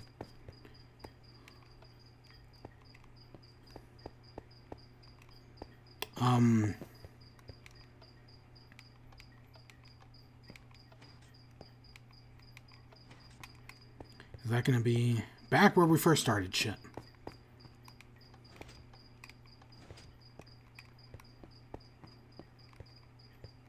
Screw it, I'm breaking it. I don't care.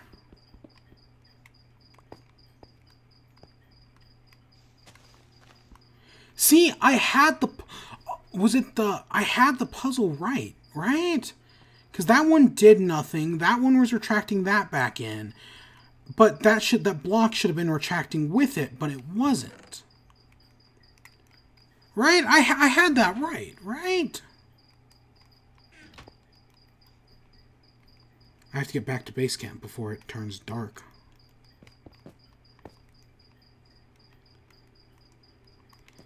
I mean, I don't have to, but I should.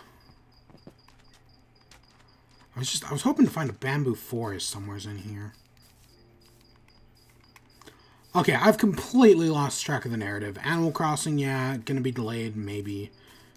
I know a lot of people don't. A lot of people are, like, foaming at the mouth for Animal Crossing, because Animal Crossing is, like, one of Nintendo's most popular series. Oh, also, I'm not expecting a new Mario Kart. I don't think we need a new Mario Kart. Plus, I kind of want Mario.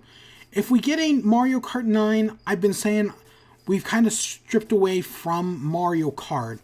I want Nintendo Kart. I want a kart game, but instead of Mario characters, it's got Nintendo characters. Right? Like, we've got Zelda and the Villager and whatnot. Or Link and the Villager. I want more. I want all the Nintendo franchises. Based in levels based on all of them as well. I think that's really neat. And I think they just need to go for it. But will they? We'll see. I need to move this over. I should probably plant some of this bamboo. Because that's why I tore down these trees and whatnot.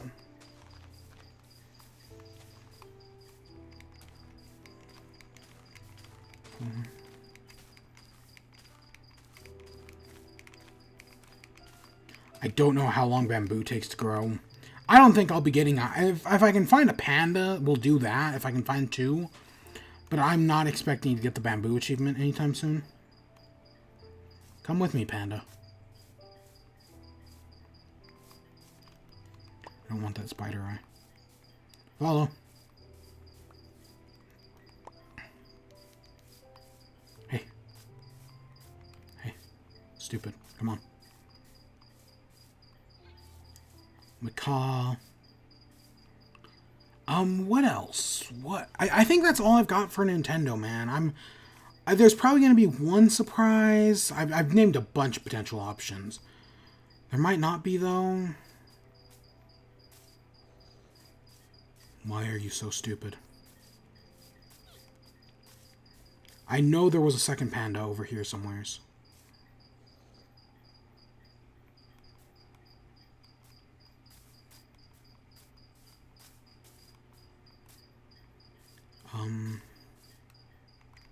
How far? Oh my god. This is gonna be the death of me.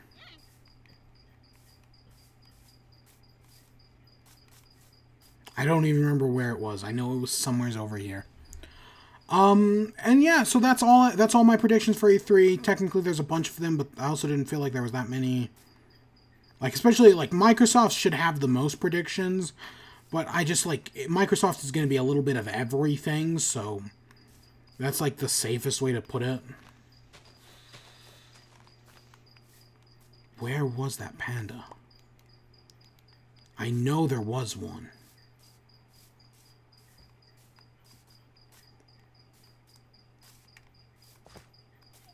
Was it over here?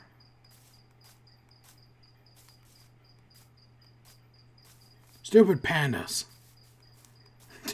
Is it Jim Jeffries who does the pandas have no natural predators, but yet they're dying out because they're dicks? Really funny. So I might as well, I mean, we technically have a lot longer to go, really. But I might as well just give my,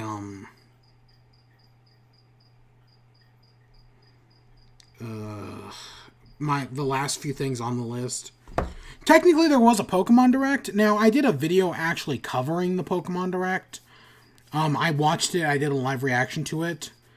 Yeah, no, I enjoyed it. I thought there were... I'm not really sure about everything, but what was there was pretty good, and I've already lost the panda. I have hope. I think it will deliver at the end of the day. There is a lot of, like, there are some things I'm not sure about. I like the new Pokemon, admittedly. Tons of cool new ones. I don't know where I lost that panda. Was it? It was somewhere around here, wasn't it? Oh, I'm almost starving to death. Almost. Hey, Ocelots. I don't remember why you're in the game even anymore. I mean, they made Ocelots so that they can't even turn into cats. Why even keep them in the game? Like, it's a genuine question. I've given up on looking for the panda.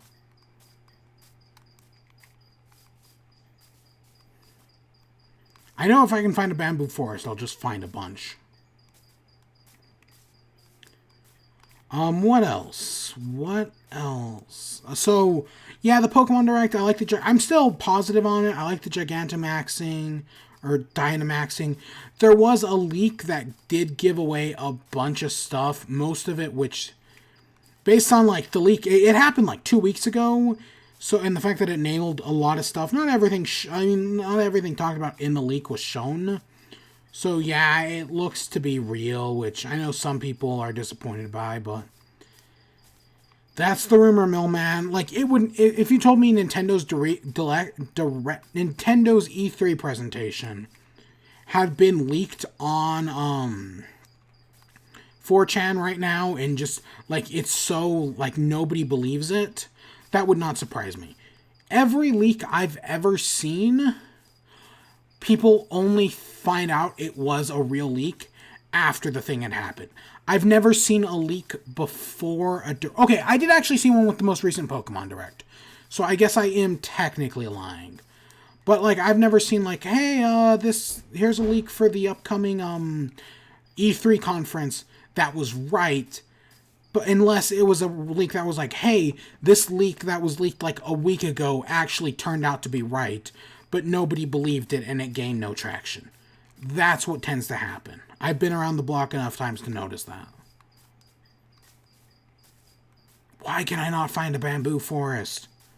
That's all I need right now.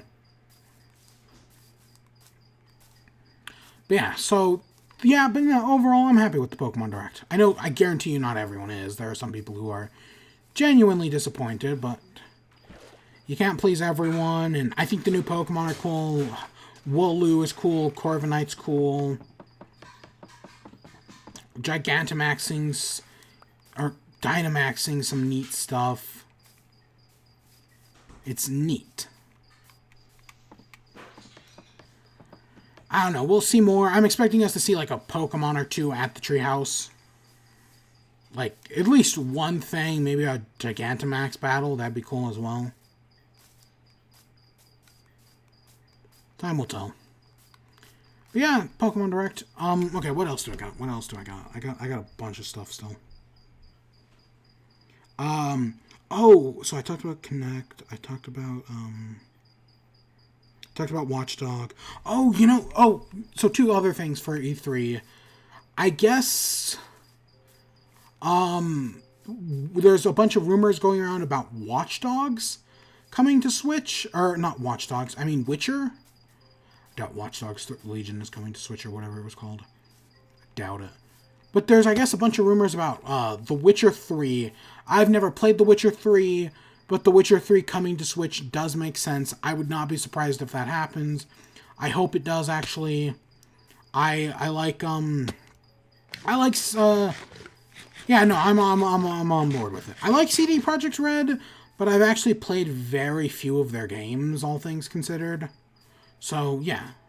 I mean, I have tried out The Witcher 3, but I haven't played it, you know what I mean. So yeah, I'm on board with Witcher 3 coming to Switch. But yeah, that's like a rumor that's been circulating heavily recently. And then the other thing is, I guess The Simpsons has some sort of conference. I didn't hear about this until, I want to say it was in Kinda Funny's prediction video. They were talking about how, oh yeah, The Simpsons is doing some sort of conference, and the potential one is a remake of Hit and Run. Hit and Run is what people consider like baby's first GTA 5. But for baby's first GTA 5, it's really good. Like, I had so much fun with Simpsons Hit and Run back in the day. I hope we see that. Oh my god, I would love that. Better come to Switch, though. Better come to Switch. I know there's that right there. Cannot find a bamboo forest. I probably need to go more in that direction. Yeah, no, that's my hope. Simpsons Hit and Run.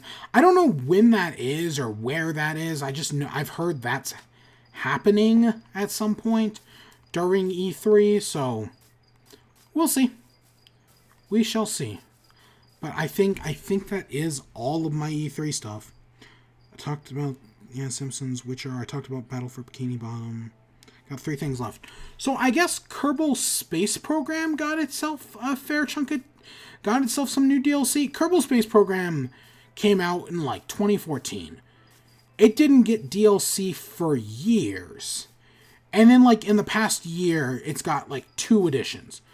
From what I've heard, I guess, like, most of the team that worked on the game after it finished development, they just left, which does not surprise me. Because that game took forever to officially come out, and then once it did, I was like, yeah, cool, it finally came out. But the year it came out was, like, the same year as, like, tons of other great games. Kind of like what happened to the Stanley Parable when The Last of Us, right, when it came out that same year. So, yeah, that kind of sucks. But there's DLC. There was an announcement of a Wii U port, but that just never happened. Because, again, I think most of the studio left, and the Wii U kind of underperformed as hell. But my hope is that we do get a Switch port. But with that being said, I have heard that The Witcher 3 does not actually run that great. Is that the home right there? I can't actually... I don't know where the base is. With that, my hope is The Witcher 3 does... Or if they do get Kerbal on Switch, I hope it does run well. Kerbal is a game I've put tons... Probably over... For me, 100 hours is very rare, but when it happens, you know the game is good. Yeah, I think that... Yeah, that's the base right there. I hope it happens. I want... But yeah, I guess Kerbal got itself some DLC recently, and I was just, like, thinking about it. So that's why it's on the list. So we're not getting that bamboo achievement, but hey, I found it, and maybe I'll find some pandas eventually. I'll get 2 pandas to breed. I know... I led this one over this way. But I don't know where the other one was. I don't even know where I led it over here. I know I just did. Probably wandered off into God knows where. Oh, it's right there. Come on, panda. Let's go find the other panda. But yeah, so we'll see. But yeah, I kept getting ads for it on YouTube, and that's what made me, like, write it down, because I was thinking about it, and I just loved Kerbal Space Program so much. I did. I loved the original. One more. What else? I know there's 2 more things. Oh, today, Yooka-Laylee and the Impossible Lair got announced. It's basically Yooka-Laylee's take on Donkey Kong Country, which I like Donkey Kong Country. Admittedly, like, I like those games a lot. So to see Yooka-Laylee doing its take on it, I guess I'm on board with that. Hopefully it'll be good.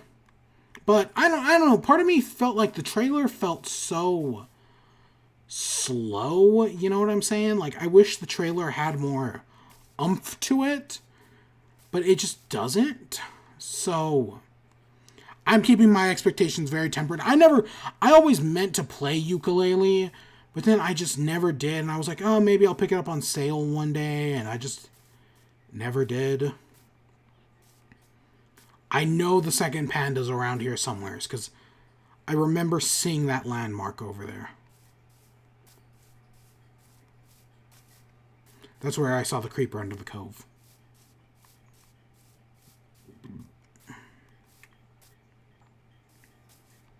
Stupid panda.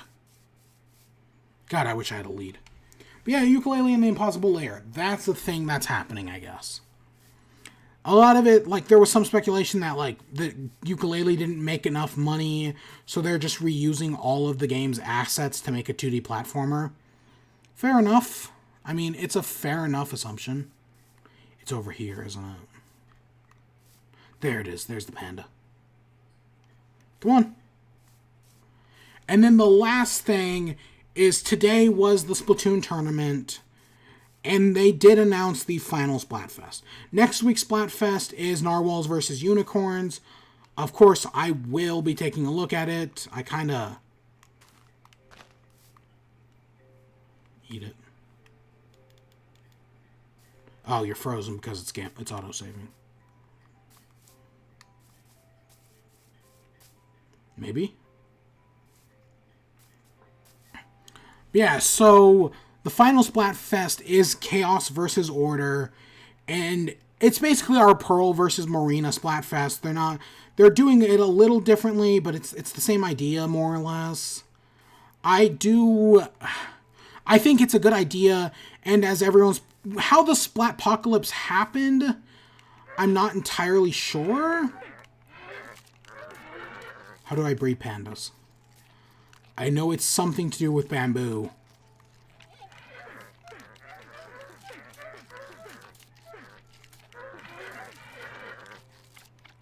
I know they don't breed well in captivity, but come on. Do I have to look up how to breed pandas?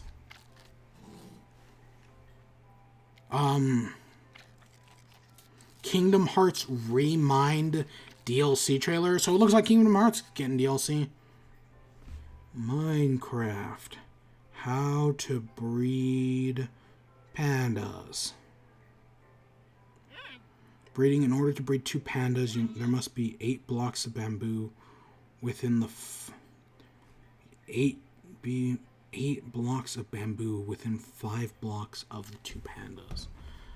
Okay, so if I come over here, 2, 3, 4, 5, 6, 7, 8, 9, 10, 11, 12. God,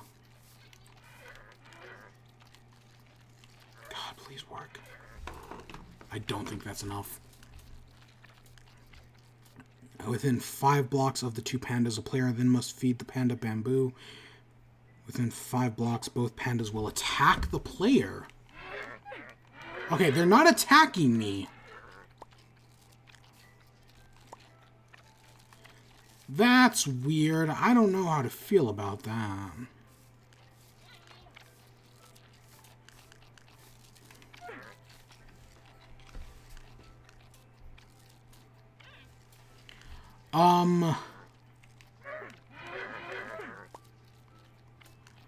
I know pandas don't keep well in captivity, but you know what I mean. Okay, so let me think.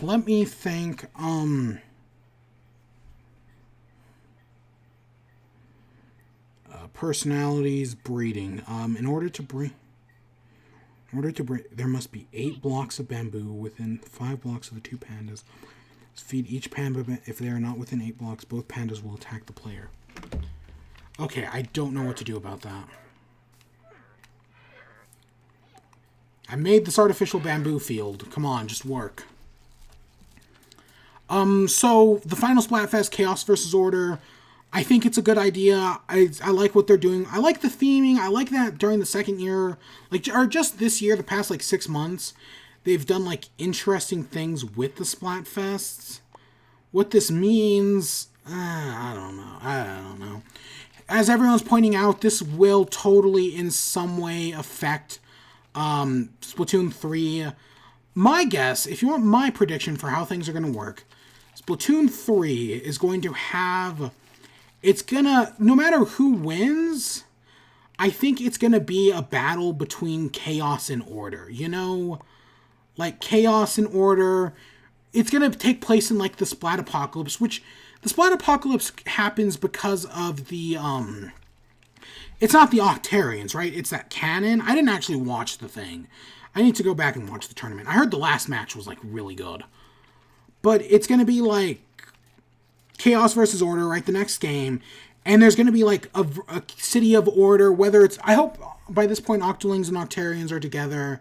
And there's going to be, a City of Order, underground with a resistance fighting against the chaos of the above ground. And the above ground is where the splat battles are going to happen. And more importantly, it's where the what's it called happens. What is it? Shit, I'm forgetting its name. It's where all of the, so they're gonna do a new, the original Splatoon did, Right, it was just Splatoon, it was shooting, it was battles, they added a few modes.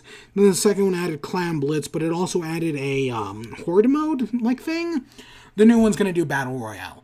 I know Nintendo's usually a bit behind the times, but Splatoon 3 is going to have a Battle Royale mode, and it's going to be way in, like, the post Splat Apocalypse, where it's going to be the, like, in that rubble, they're going to do a Battle Royale style thing.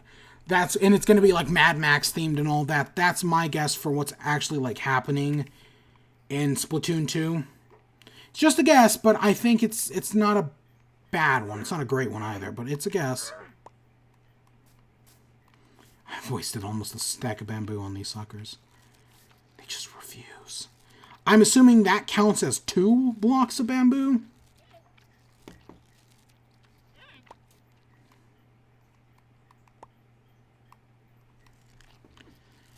Oh, God. Yeah, but that's my guess. If Splatoon 3, I would say, oh, we're not going to see Splatoon 3 in the Switch's lifetime. I don't know about that. If we see Splatoon 3 at E3 next year, I wouldn't be surprised. But I don't think we're going to get it at least until 2021. Like, I could honestly see Splatoon 3. I could see the Switch port. That would not surprise me at all. Oh, God, we're getting close. Oh, my God, you can breed. You can breed. Can you breed? Breed. Breed, you stupid pandas. Eat that. Eat that. Love her. You're the guy. You're the girl. I'm just doing it. Yes! Yes, zoologist! I did it! I got an achievement today! That, and then there were, 10? Okay, base camp is way back this way. I wish we could actually see I don't know if it works the same on PC, but on the console version, you cannot see unless you're, like, right next to it, you cannot see the smoke of the campfire. It may rise up high, but you can't actually see the smoke. It's stupid. Like, see, I have to be this close for the smoke to start spawning. The bamboo ladder to the sky will do another day. That'll take a while, clearly. But there is one more achievement we can do. So we might as well do it. Achievements. I thought we had 90... Wait, weren't we? Oh, yeah. Okay, it hasn't updated with... the one we just got, Zoologist. But it will. I mean, it popped. So, we got Zoologist. We got that one. That's going to be a pain. We can either do the banner stencil. I don't know if doing the stencil consumes the apple. I'm assuming it does. I'm going to actually look this up. It has to, right?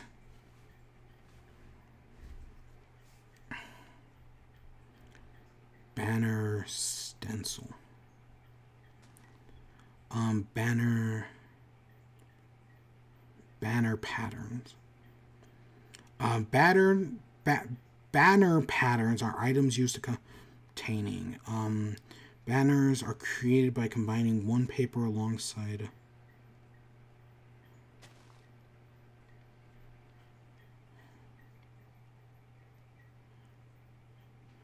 Okay, do I have any paper? I can actually test it. If I can find some sugarcane. Hey, there we go. I can actually test this out right now if I wanted to see if it, like, consumes stuff. One of them requires a daisy. But yeah, no, I am excited for this final Splatfest. Personally, it's going to be Order. Marie won the first one. Order's going to win this one, which I know a lot of people will be like, oh, I want Chaos because I want the next game to be like Mad Max inspired story or whatever. I don't know if it's going to because really, when you really think about it, I don't think the original Splatoon's, like, impact on, like, what it actually did, besides for who was missing, it really didn't do that much. But this, like, Chaos and Order, this is, like, a big thing. So I feel like I said, it's going to be a mix of both. It's going to change some things, but I don't think it's going to change as much as, like, people think. And as a lot of people are pointing out, they hope no matter who wins, Pearl and Marina stick together in the next one. I hope there are like new girls, right? Like our new judges, but I'm also fine with bringing back the old ones. Did I? Okay, good. I need 2 iron. How many? So that makes, so we need 256. The hardest part is going to be that string. Oh my god, I didn't even know we needed string. Paper, we're going to make some paper.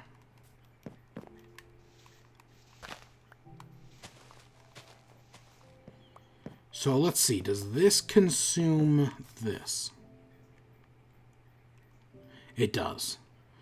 So we can either do the banner stencil, or we can just eat the sucker. Oh, and there it is. Now it's reflected.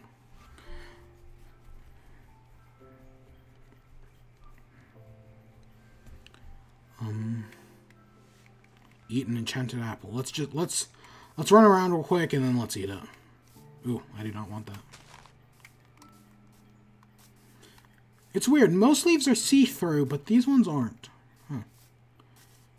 So yeah, I'm excited for that final Splatfest. I will do it. It's the same weekend as the Vinesauce charity stream, so that'll make so I may like reference that at some point in there.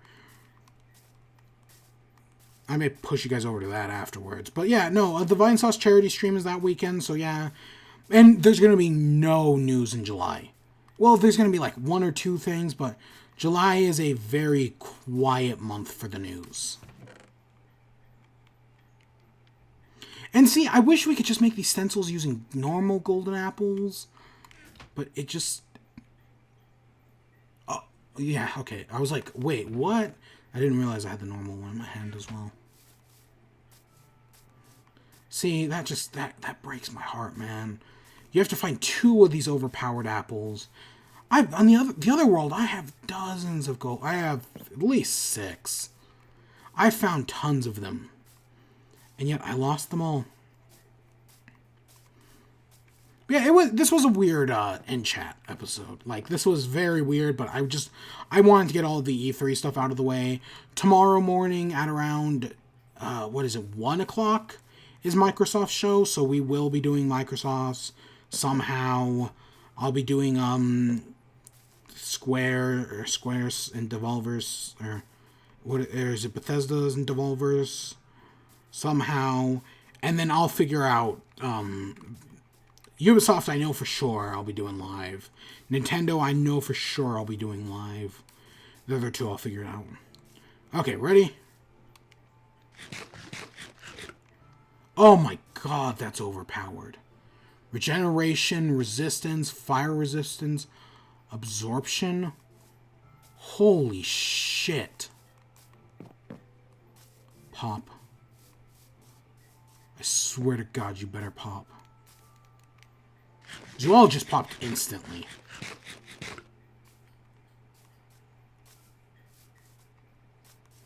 Holy crap. Okay, so they have... So in exchange for not being able to craft it anymore, they did buff it considerably. Holy crap. There it is. Overpowered. So 2 achievements down, 9 to go. I still think Beaconator is going to be the hardest one. I wonder if I can find a seed that'll just give me another enchanted apple. I mean, I found one.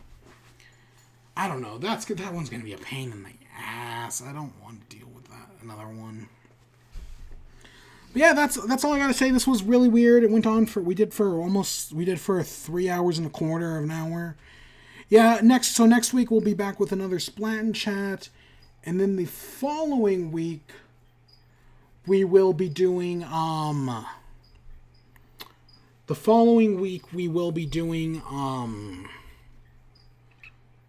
what is it called? The following week we'll be back with Metroid Fusion. I know I've been putting Metroid Fusion off. I was busy yesterday because I went to Game Grumps Live. Game Grumps Live? No, it was a lot shorter than I expected. But overall, I thought it was pretty good. I enjoyed it. I had a lot of fun. They did a Q&A at the end that was pretty nice. I hope they come back. I always, because one of the things that sucks about being here is that nobody ever comes here. Like if I want to go to a concert or something, I usually have to go up to like Denver or Phoenix or Austin.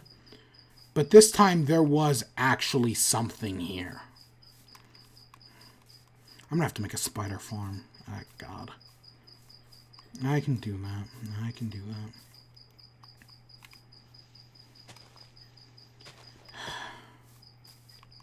Where did I put? But yeah, that's really all I got. Let me just make sure it pops. I'm waiting for it to pop. In there, at least. Hey, the resistance wore off, and so did all the hearts. God, those apples are overpowered. But yeah, I'm excited for I think everyone's. Here's one final prediction. Everyone will be disappointed. Especially, I'm specifically referring to Nintendo fans, but this is like in general. I don't think there's anyone who's going to walk out of Nintendo's conference and not be disappointed in some way, shape, or form. That's just how I've seen it enough times. I've been around the block enough times. There's going to be something we didn't see. We're going to get Animal Crossing delayed or something, and somebody's going to be disappointed. I can see the future. Wandering Traders, man, they really do show up wherever you are. What do you got? Anything good? Nope. Podzol. Yeah, no, I guarantee you everyone's going to be disappointed by, or at least in some fashion. They're not going to show off something you want, and that's going to disappoint you. I guarantee it. I guarantee. Oh, I'm resistant to fire. That actually counts as fire. Huh, neat.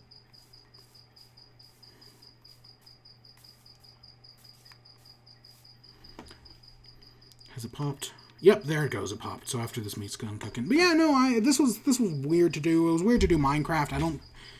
I feel like, well, yes, I did everything I wanted to. I don't know if we'll do Minecraft. Because, see, the problem arises that after Splatoon is done, what do we do from there? Like, real talk, what's the next in-chat show? Oh, I would say Mario Maker, but I'm not good enough at Mario Maker to just, like, play random levels and still do it. Mario is too distracting. Because I almost did Galaxy 2 tonight, because I've been playing through Mario games. I haven't done it in the past, like, month. I think I talked about it. Did I talk about in the last Planet Chat how I've been playing through Galaxy? I've been playing through Galaxy. I played through Galaxy. And I started Galaxy 2, played the first, like, world, and then I just quit. But yeah, so I almost did Galaxy 2 tonight, just to, like, make some more progress on that. But I decided to do this. But yeah, no, I hope you all enjoyed. Stay tuned for E3, starting tomorrow. I might be doing some test streams, so if you get notifications about that, sorry. I don't think you will, but sorry in advance. Hope you all enjoyed. Stay tuned for more. Until next time, peace.